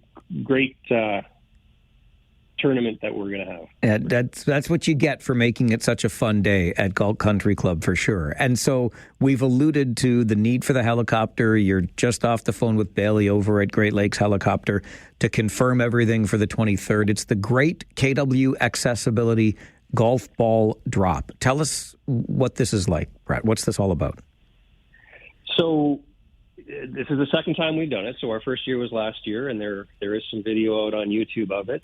But it is essentially a helicopter that's going to fly in across the river, down the Grand River, along past the 401 there, and then slide up the 18th hole of Galt Country Club and hover above a green right in front of the actual green so that we don't damage the one that the folks are going to use for the tournament. And last year they dropped just over 1,600 golf balls onto that temporary green, and we are expecting it to be even more than that this year. And one lucky ball and one lucky person will end up winning $10,000, whoever is closest to the pin. That's amazing. Now, is this one of those things, you talk about the temporary green that gets set up for this, but we know how particular golf courses are and groundskeepers at golf courses and keeping things pristine. That's part of the beauty and enjoyment of the game. Was this one of those things, Brett, where you just thought, well, if I don't ask, I'll never know the answer? Like, hey, how do you feel about me flying a helicopter over the course and dropping 1,600 golf balls? Yeah, I mean, initially when we started talking about it, we had seen a video from a golf course down in the States do it, and we thought it would be a great idea. But my initial thought was, what are all the things that somebody's going to say no on? Probably the biggest one for me was when I called Mike Skimson over at Galt Country Club and tell him that I want to drop these golf balls down on his golf course. He's going to look at me like I've got two heads and say, "There's no way, World, you're just not doing it." But he's been phenomenal. The folks at Galt that help us get that temporary green ready and get everybody kind of cleared out of the area so that it's a safe environment. And then obviously dealing with the helicopter folks, they were happy to do it. They clear the airspace with the Waterloo Regional Airport there. And after that, it's really logistically, getting tickets, getting a lottery license, getting all of the finer points ready. And then our community has been phenomenal in supporting the event. And like I said, over 1,600 golf balls last year, and we're hoping for maybe 500 or 600 or 700 more than that this year if we can. The $10,000 prize is pretty darned attractive for sure. How can we go about getting one of those golf balls and participating in the ball drop? So the best way would be to contact Edward at the office, and I'll let Edward give you all of his details. But they can if anyone knows either myself or anybody that's part of our golf committee, we can definitely help anybody. But the most direct route is directly into the office with Edward, and I'll let Edward speak to that contact. So how do we find you, Edward? How do we get a ball? Oh, it's pretty easy, Mike. They can just give us a call at the office, 519-885-6640. But we also have all the information on our website, which, as you know, is www.kwaccessibility.ca. And right on the front page, there's a link. And we accept e-transfers, checks, cash, whatever's easiest for the person. And the really neat thing, Mike, is that you don't have to be there to win. This is open to anybody. And so, anybody that wants to come and participate, they can come and watch it. And the winner, we're actually going to call and invite them to dinner and give them the check right that night. I love it. Yeah, absolutely. How much for a golf ball? The balls are $20 each, or 3 for $50. All right, $20 each, 3 for $50. I'm on the website right now. It's as easy as Edward says. KW Access Ability with an A, ability.ca. And the link is right there on the front page, and you can get yourself one of those balls. You don't even have to be there. In order to win, they'll all be numbered, etc. Brett's going to make sure all the I's are dotted and T's are crossed. And Edward, I wonder about you. Are you ready for 2 weeks from now on the 23rd out on the golf course? I mean, I know you've taken your share of swings of the club in the past. Are you ready for this year? I am so looking forward to it, Mike. It's one of our favorite days of the year. It's great because our members come out and they can meet the golfers, and we've got fun putting competitions and all sorts of other competitions, and it's a lot of work, but I'll tell you, it's a lot of fun too. We really enjoy it. It really is a fun-filled day, and we'll raise some big money for a great organization. Brett, thanks for all your work organizing, and I'll see you on the 23rd, and Edward, you as well. We'll see you soon, okay? All right. Thanks so much, Mike. Thanks, guys. Brett Worley is the chair of the organizing committee for the KW Access Ability Golf Tournament. Edward Farwell, the executive director there. Visit KW Access Ability with an A.ca. Get one of those golf balls. Chance to win $10,000. This is the Mike Farwell Show. 570 News Radio and Rogers TV. CKGLAM Kitchener, a Rogers radio station. #1 for breaking news, traffic, and weather. 570 News Radio. It is time for your voice on the program. The Talkback Hour begins. Open phone lines to hear directly from you. Here on the Mike Farwell Show, 570 News Radio and Rogers TV. Take out the papers and the trash, or you don't get no spending cash. If you don't scrub that kitchen floor, you ain't gonna rock and roll no more. Yakety yak. Don't talk back. Just finish cleaning up your room. Let's see that dust fly with that broom. Get all that garbage outside, or you don't go out Friday night. Don't talk back.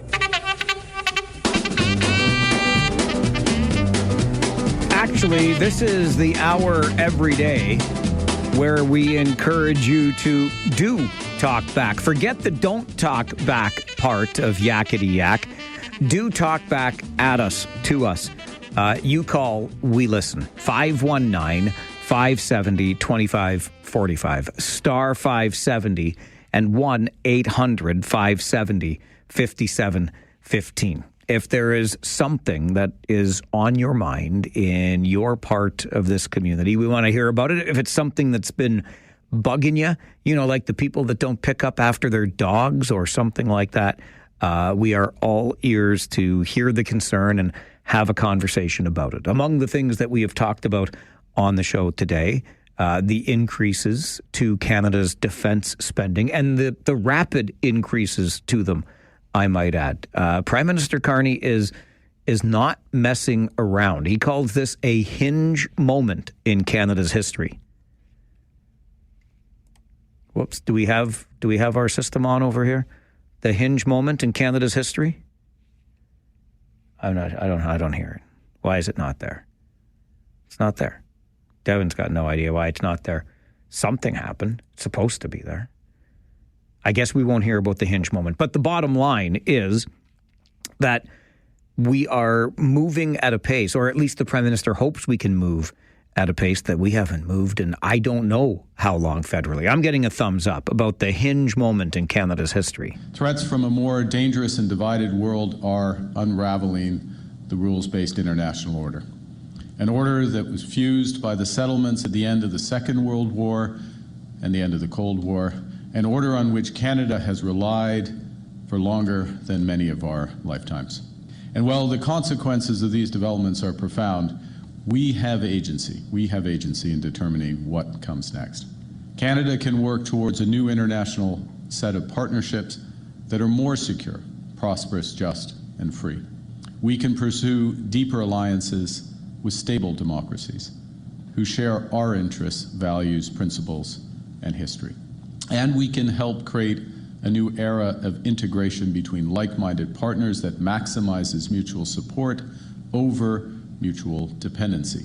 My greatest concern here, just to be perfectly honest with you, is that Prime Minister Carney is setting the bar for expectations so high that he cannot possibly meet those expectations. But we'll see. I mean, I'm liking what I'm hearing. I think that this increase to defense spending, given the new state of the world, is appropriate and important. But I don't know that we can move at the speed with which Prime Minister Carney thinks we can move. I don't know that we are going to create the economic prosperity to pay for things like increases to defense spending and so much more. But we'll see. Can the banker move at the speed of a banker while he's in government, the machinery of which always moves so slow? We shall see. And on a probably completely different note, the other side of the spectrum, one of the other things that we talked about on the show today, and look, I'm going to admit that this just might be me, spending too much time dwelling on the influence and impact of technology on our lives. And I'm not trying to, rain on anybody's business model or business success. I hope real life robotics out of Waterloo region does extraordinarily well. But they've got the partnership now with Skip, the delivery company that brings you the food and stuff.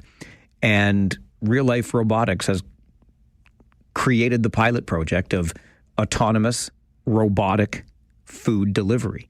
You scan the QR code when the robot arrives, it opens up for you, boom, your food is removed. So you can go on your phone and you can make your purchase through Skip. The restaurant will load the food into the robot. The robot will then make its way through the busy streets of Markham, Ontario, to your residence or wherever you wanted it delivered. You will scan the QR code and the robot will give you your food. You never need to interact with another human. I'm not generally speaking okay with this. I don't love this, quite frankly, aspect of where we're headed. And I will tie this into the increasing use of artificial intelligence, chatbots, chat GPT, whatever it is that people are using in academia these days to make sure their papers get quote unquote written, etc.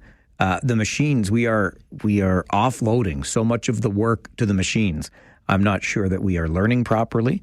I'm damn sure we're not socializing the way that we used to. I would much rather see a kid outside throwing a ball, kicking a ball, climbing on the playground equipment with another kid, as opposed to just going back and forth, texting here, there, and somewhere else on their electronic device, as opposed to having real, in-person, human interactions and connections. I think those human connections are critically important to our well-being as human beings. And so I raise a little bit of an apocalyptic concern there, but that's where my head is at. Defense spending and ideas for economic prosperity, good, but can you meet the expectations, Mr. Prime Minister? And are we relying a little bit too much on the machines these days? I think probably. And I used to say that when my car was telling me that my door was closed or wasn't closed. Or the lane assist that comes in all these vehicles these days. I can drive the car, thank you very much. I don't need your assistance with it. I'm just getting old. Your thoughts always welcome. Talkback is open lines for you on the Mike Farwell Show. 570 News Radio and Rogers TV.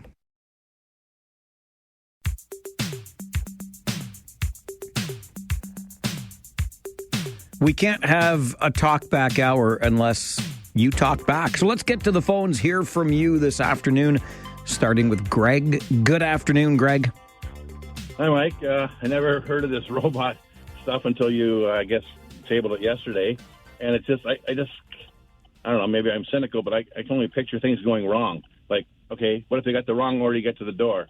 Okay, then what?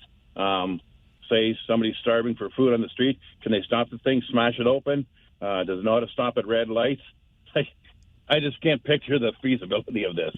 Well, that's the beauty of the pilot project, I guess. And I've done some level of reading on this, and it sounds like even our guest today talked about how when the robot gets to an intersection, if there's less than 20 seconds left on the countdown, it won't cross the street. Like, it's very intuitive, so it all sounds great, but I hear where you're coming from. It just takes one, I don't know, server error or something goes wrong, and who knows?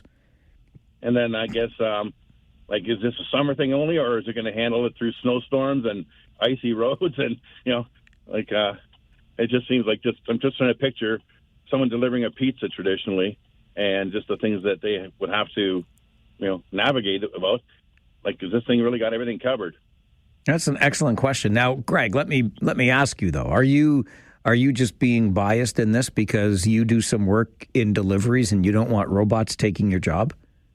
No, not at all. In fact, I won't. I pick up my own pizza still, sort of like I've never used any of these DoorDash, Skip, whatever. No, I'm not going to pay whatever fee. No, but you're a delivery driver. Not to give too much away here. So I'm just wondering if you're just protecting your own self-interest here. You don't want a robot taking your job. Actually, I hadn't even thought of that. But given all that involves, no, it's not going to be in my lifetime that they can cover every detail of what I provide every day. They can wheel something to there, but no. Can they go around the store ahead of time and put a shopping cart full of stuff together based on a paper list? I'm going to say no. Give them time, Greg. Give them time. I'm telling you. I'm good there. I guess the only thing would be about if a robot delivers it, does the robot expect a tip? Oh, could you imagine putting a tip back into the robot? That's the beauty of the robot, though. It never gets tired. It never gets cranky. It just keeps rolling, baby. All right. So I guess customers that want to use it, okay, they're at the risk of whatever they're going to get at their door. And I guess, don't have to bother tipping, and I don't think the robot will cry. I'll believe it when I see it kind of thing for this one. And I don't really see the need for it either. Oh, and just secondly, quickly, I see whoever it was didn't listen to you about the Blue Jay commercial. Well, I mean, they listened in the moment, Greg. I know. It's been driving me nuts ever since. I told you. Yeah. I was going to question about a month ago about that thing. Like, does someone realize? But anyways, I just keep listening, thinking, okay, is it going to be in the right order? No. Right order? No. Just wait, Greg. Anyways. You and me both. We're listening the same way, and one of these days we're going to be rewarded. Okay, well, you got more power than me, so I'll leave that in your capable hands. All right, Greg. Thanks for the call. Greg and I both noticed, and I couldn't help but bring it up the other day, that a promotional spot that airs for the Blue Jays, it just seems like the words don't match the play-by-play clips that are played within it. There were people on the phone that day, Greg. There were calls being made. So maybe it just hasn't trickled all the way to the top of the ivory tower yet. I'm not sure. We'll get there. Grant, you're on Talkback. Good afternoon. Yeah, good afternoon. And I don't understand that goofball across the border that's with all of these multiple ICE arrests, especially. And let me ask you, can I ask you, Grant, let me ask you a completely wackadoodle question, okay? Yeah, you go ahead. Okay, yeah, sure. All right. What if, and I'm just saying what if, that goofball, as you call him, on the other side of the border, what if the people that are being arrested are actually illegal immigrants? What if? I'm just like completely hypothetically speaking, but what if? Yeah, but they're not. There's one. How do you know? There's one youngster that they got from school. They failed to do any research, or Mr. Trump didn't. Like, okay, if they are, then do it the proper way. There's a procedure of doing a lot of things, and he's not, in my opinion, he's not following that. He's going off the deep end. I'm president and I'm going to do this right away. Wait, there's a certain process. Same way with our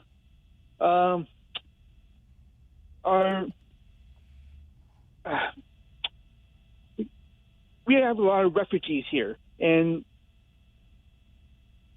they came by. I can't remember, and I think. Where'd they come by? Did they come by your apartment? Where did the refugees here come by?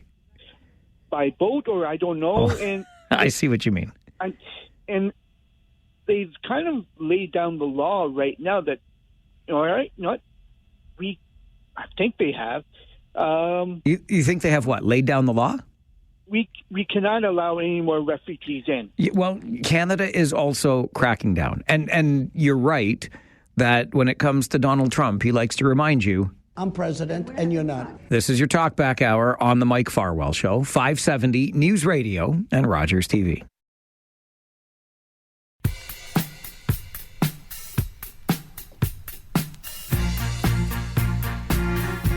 I like to remind you that this is the most interactive radio program you'll find anywhere in the region.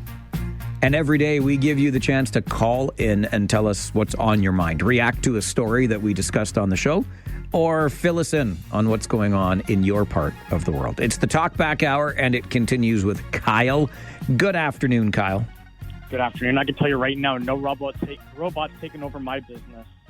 Are you sure, though? Like, honestly, are you sure? Yes, because you know why? That robot does not know how to communicate to my customers when I see them. But see, here's my concern, Kyle. And I know I'm getting a little bit like out there with this, but think about it.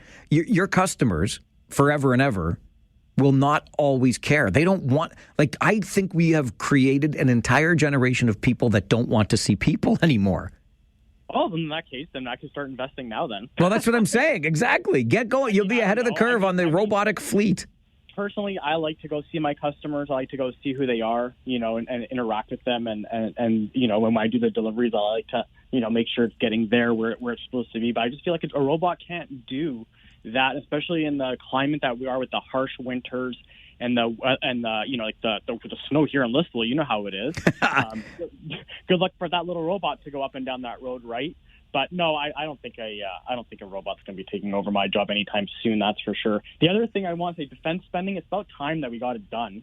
I mean, I personally, if it was me, I would be buying fighter jets from Europe. I'd go after the Eurofighter. Like, have you seen Airbus? Airbus has taken over basically the top commercial airliner in the world, and it's made by a bunch of countries in Europe and other parts of the world that come together to build one aircraft. Unlike the Boeing, which is all done in the United States. And the Eurofighter is exactly the same way. And look at Airbus. No issues really besides the engines that are not Airbus's fault. But, I mean, that's where I'd be spending my money. Don't go buy American. Buy the Eurofighter. That's where I'd be putting it. But anyways, I just wanted to say those two things. And it's about time we hit our defense spending. So thanks, Mike. All right, Kyle. Appreciate the call. Here's the thing I'll just remind you of. And I hear where you're coming from. I, too, was pleased with yesterday's announcement. It's about time, Kyle says, that we hit our defense spending.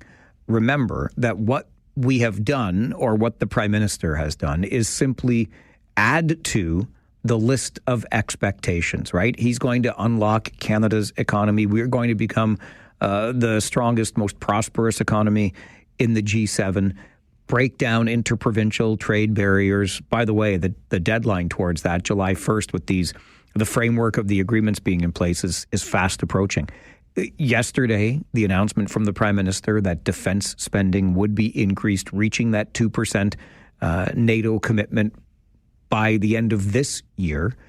It's all still right now on paper or in words only. And this is what I said at the beginning of the hour.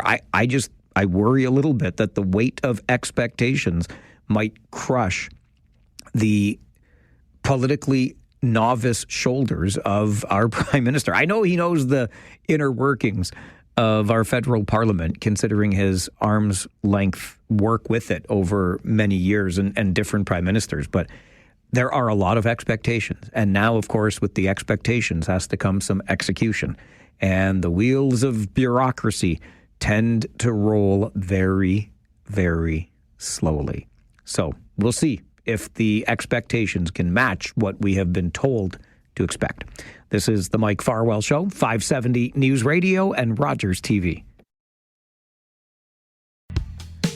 We do not interrupt the Talkback Hour for just anybody, but we do interrupt the Talkback Hour for a couple that is $121,770 richer. Did I get that number right? I hope I didn't give away more of our money. No.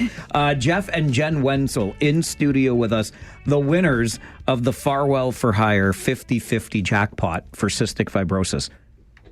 Yep, $121,770 as I just double-checked the novelty check that's in here.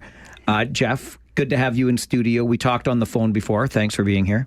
Thank you for having us. Jen, thanks for coming along with Jeff today. For sure. Thank you. Let's go back to the day that you got the call, Jeff, because we had to track you down, text messages. You're in a meeting. You're a much better worker than I am for sure. You took to your meeting, and then you realize, oh my gosh, I just won $121,770. What was going through your head that day? I was just initially I wanted to put the money towards charity, and obviously you're buying something like that just on a whim. The last minute email I got, and I thought, man, I forgot to do this draw.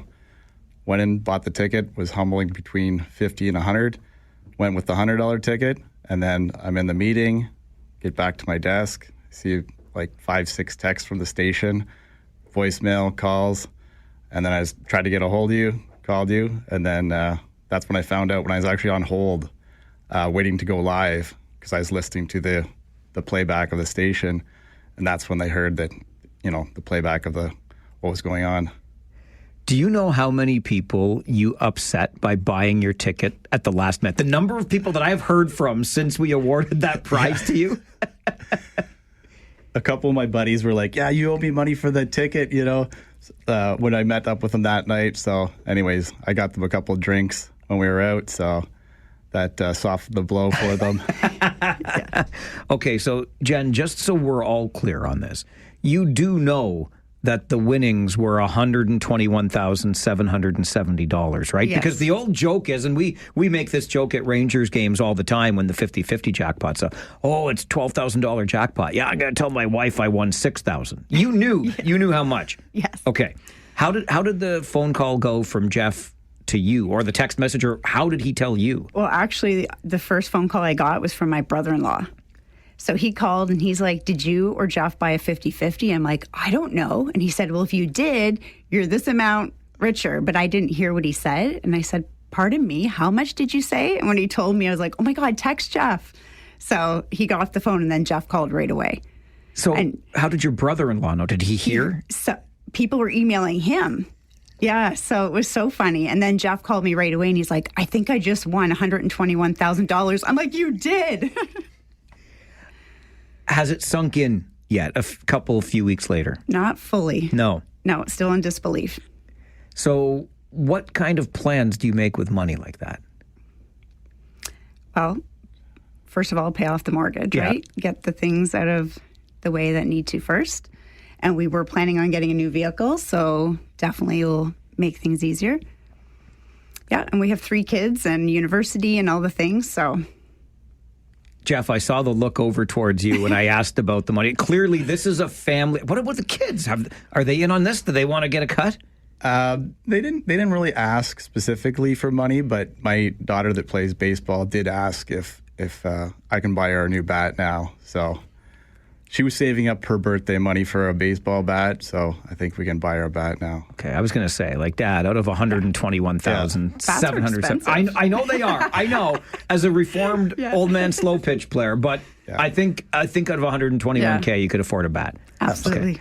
Had you ever won anything playing the lottery or, a stag and doe in the past? I think, I was trying to think back when I was a kid, maybe 15, my parents dropped me off at the Ranger game, and I won the 50-50 draw, or not even 50-50. It was the some type of draw, and it was a ghetto blaster, but it was big back then. I was 14, and the lady brought me down to center ice at the Ranger game, and she's like, you know how lucky you are? This is an $80 stereo boombox. So anyways, that was I couldn't think of anything else aside from a couple dollars at a scratch ticket, but sure. Jen, have you been hearing from family and friends? And, obviously the congratulations are there, but what's the response been like to your big winning? Yeah, just lots of people calling and congratulating us. People just can't believe it. Yeah, it's funny. My dad actually tried to come with us to the radio station today. We told him to stay home.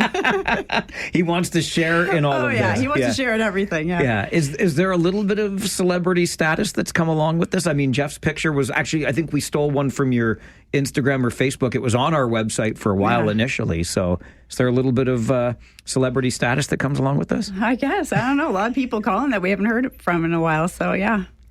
Jeff, you mentioned when we first talked, and then we got to see each other. I think it was that very weekend, right? At Block 3. So all of us, my wife was there as well. So we all got to sit down on the patio, talk about this a little bit. But you and I have actually crossed paths, unbeknownst to me, at Block 3 in the past. Yeah. And I think maybe even at another one of Scott's fundraisers he did, we might have crossed paths there. So just, in passing, I'm sure you meet a lot of people, but obviously not going to stand out. But obviously now we keep in touch going forward. And, if we meet up for another drink another time, that'd be awesome. Absolutely. Absolutely. So pay off the mortgage, get a vehicle, probably a new bat for your daughter playing some baseball. Does life change much more dramatically than that? Nobody's quitting their job, are they? No, one person did ask if I'm going to retire early at work, and I said not quite at that stage. Yeah. So, maybe a good trip in the fall too. I think all inclusive or something like that we've been putting off for a little bit. Yeah, you got to pamper yourself a little bit with this, right? For sure. Yeah, Jen, what about for you? Because I mean, even knowing that the mortgage gets paid off, the new vehicle you're probably buying cash, right? Things like that. Like, what kind of sense of relief is this kind of financial windfall? It's a big relief, really, just to know that you're going to be completely debt-free. We have 3 kids, university, and university's not cheap, right? Yeah, you ain't going to be debt-free for long. One going through for a vet, the second one wants to be an engineer, and our other guy's a little bit small, so he doesn't know what he wants to do, but it's definitely helpful, right? Yeah. And had you ever won anything prize-wise before? Nothing that I can think of that stands out. Probably just little things, right? You're probably going to remember this one, I think, the both of you. Yeah. Oh, yeah. Congratulations again. And thanks for making time to stop by, get more official photos taken today, and sharing the story. We're really happy for you. So thanks for the support of the charity, and congratulations. Thank you. Thank you, Mike. Jeff and Jen Wenzel joining us in studio, $121,770 richer because they won the Farwell for Hire 50/50 raffle. This is the Mike Farwell Show, 570 News Radio and Rogers TV.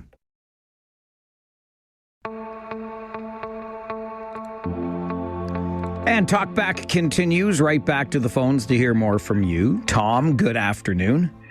How you doing, Mike? I'm good, thank you. How are you? Good. Well, you heard the news about the planes. We can't afford them. And my main concern is by the time we get them, they're going to be obsolete. We have no pilots. We got no place to put them. We have nobody to train. We got nothing. And they double the cost. They're saying by the time we get them, it's going to be over $100 billion. I just wish the country right now would act on the fire prevention because this is the number one concern. Yeah, we talked about that on the show today. I thought for sure I would have heard from you when we talked about a national fire administration. That's right. That's what we need. And we need the NDP to become strong and get rid of the city. Well, they already... Do we really, though, Tom? Do we really? Yeah. Do we need the NDP to be strong? Well, when Leighton he was against NATO, he was against war, he was against everything. Right now, nobody wants to join the army, okay? And, they've embarrassed us all over. Like, keep it peacekeeping. That's what we should do. And that's my thing. Stay out of that. Don't develop the North. Just leave it alone. Nobody's coming. How are you so sure about that? I mean, I don't want to be a warmonger here, but about it. Okay, think about it. Okay, I'm thinking. Just think. The only guys that are attacking us is the states. They've been telling for years. Well, that's today, Tom. That's today. What about 20 years from now? Why would they come? Nobody's going to come. We're next to the United States. But we don't. I don't think we have a reliable ally in the United States anymore. It doesn't matter. Nobody's going to attack us because they'll attack. And my main thing, if somebody's going to attack us in years from now, it's going to be too late. Well, but that's Tom. That's why, like, the best time to plant a tree was 20 years ago, right? So that's why you start making the necessary preparations today. One more time. Yes, sir. Russians, the Chinese, they have nuclear wars, rockets. If it comes war with NATO, it's over for the whole world. And none of these Mickey Mouse planes, bows and arrows are going to help. So you're just wasting the money, but help the Canadians because we're burning the country. Okay, so you don't want any money into defense. You don't want to develop the North.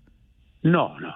So what should we do to increase our prosperity then? Our prosperity, the first thing is go kiss the ground that the Chinese are walking on. They used to be our biggest buyers after U.S.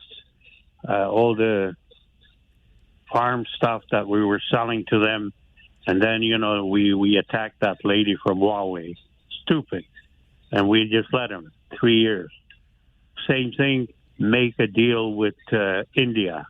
Okay? But didn't we take that action against the executive at Huawei because China had the two Michaels? No. We arrested her first. And then they went because they had to do something. Well, because the Michaels weren't they in captivity for like 3 years? Well, so was she. As soon as we released her, China released them. But do you think that we can arrest the daughter of the biggest industrialist in China and do nothing? Like, she didn't do anything to anybody. What did the Michaels do wrong? Well, they were probably spies. Oh, they were probably spies. Yeah. Okay. All right. Tom, appreciate the calls, as always. A very interesting perspective on the world. Look, I'll be the first to admit I don't know what's going to happen tomorrow, much less 20 or 30 years from now. But I do feel as though investments made in our military today are important, just given the state of the world today. And maybe I'm wrong. Tom obviously thinks that's a complete waste of money. And develop the North, Ring of Fire, forget about it. I think that we are a resource-rich country, and our future economic prospects are very much reliant upon the richness of those resources.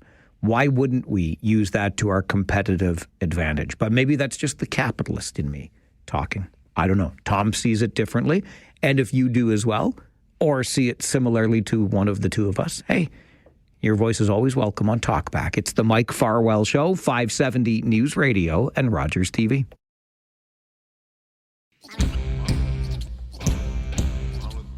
About 4 minutes away from an update in the 570 News Center, and then Now You Know with Rob Snow. We want to make the most of our time together, so right back to the phones on Talkback. Sarah, good afternoon. Good afternoon. So I just wanted to say I'm with you on the whole NATO thing. I just feel that we do need to protect ourselves, and it's not necessarily about protecting ourselves. It's kind of like being a good mate. So if you live in a neighborhood, I just feel that, everyone kind of has nice grass, and everyone takes care of the neighborhood, and I think that we have to contribute into the neighborhood also. Like right now, from what I hear about Canada, I'm not even sure if we even cut our grass. Sounds like we really haven't put much into NATO. So I think that we own a premium piece of property. So I feel that we should probably put quite a bit into there to kind of make us par with the neighborhood. Yeah, Sarah, I hear where you're coming from. I think it's an interesting way to put it, right? You don't want to be a freeloader internationally. We are Canada, after all, and it is very much a different world than it was post-World War II. I mean, technically, I know we're still post-World War II, but we're post-World War II by this point. So I like that comparison to being a good neighbor, in this case, in the international neighborhood. Mark, good afternoon. Hello. Hello. Yes, just wanted to make some comments in regards to defense spending.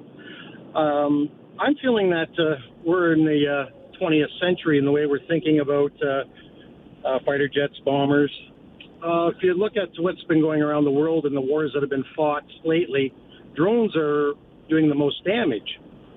With our borders, one of the longest borders in the world with the United States, and with the longest shoreline in the world, maybe implementing drones would be the best, and surface-to-air missiles, and have them strategically placed all around. A lot cheaper than the conventional warfare of jets, also naval ships. Drones can do it all pretty much, and a lot cheaper, unmanned, so we don't have our people dying, other than having to maintain those facilities. I think we get a lot more for our money. I think it could happen a lot faster than building, whether it be naval ships or aircraft.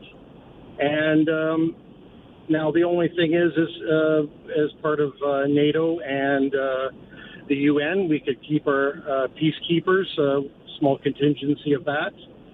NATO, I'm not sure how that would play out, but for our own defense, and we're not a warring nation anyway, so we're more interested in the defensive mode.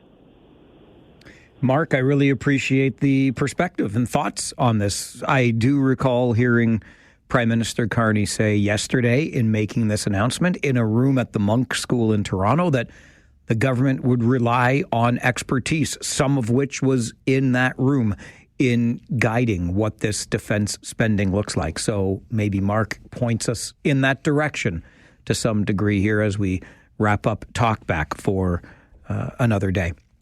On our show tomorrow, it's Wednesday. That means Tom Korski will be here with Minding Ottawa's Business, Rob Deutschman with Political R&D, and more. So I'll come back tomorrow morning at 9, if you will too, okay? Let's make it a date. I'm Mike Farwell. Bye for now.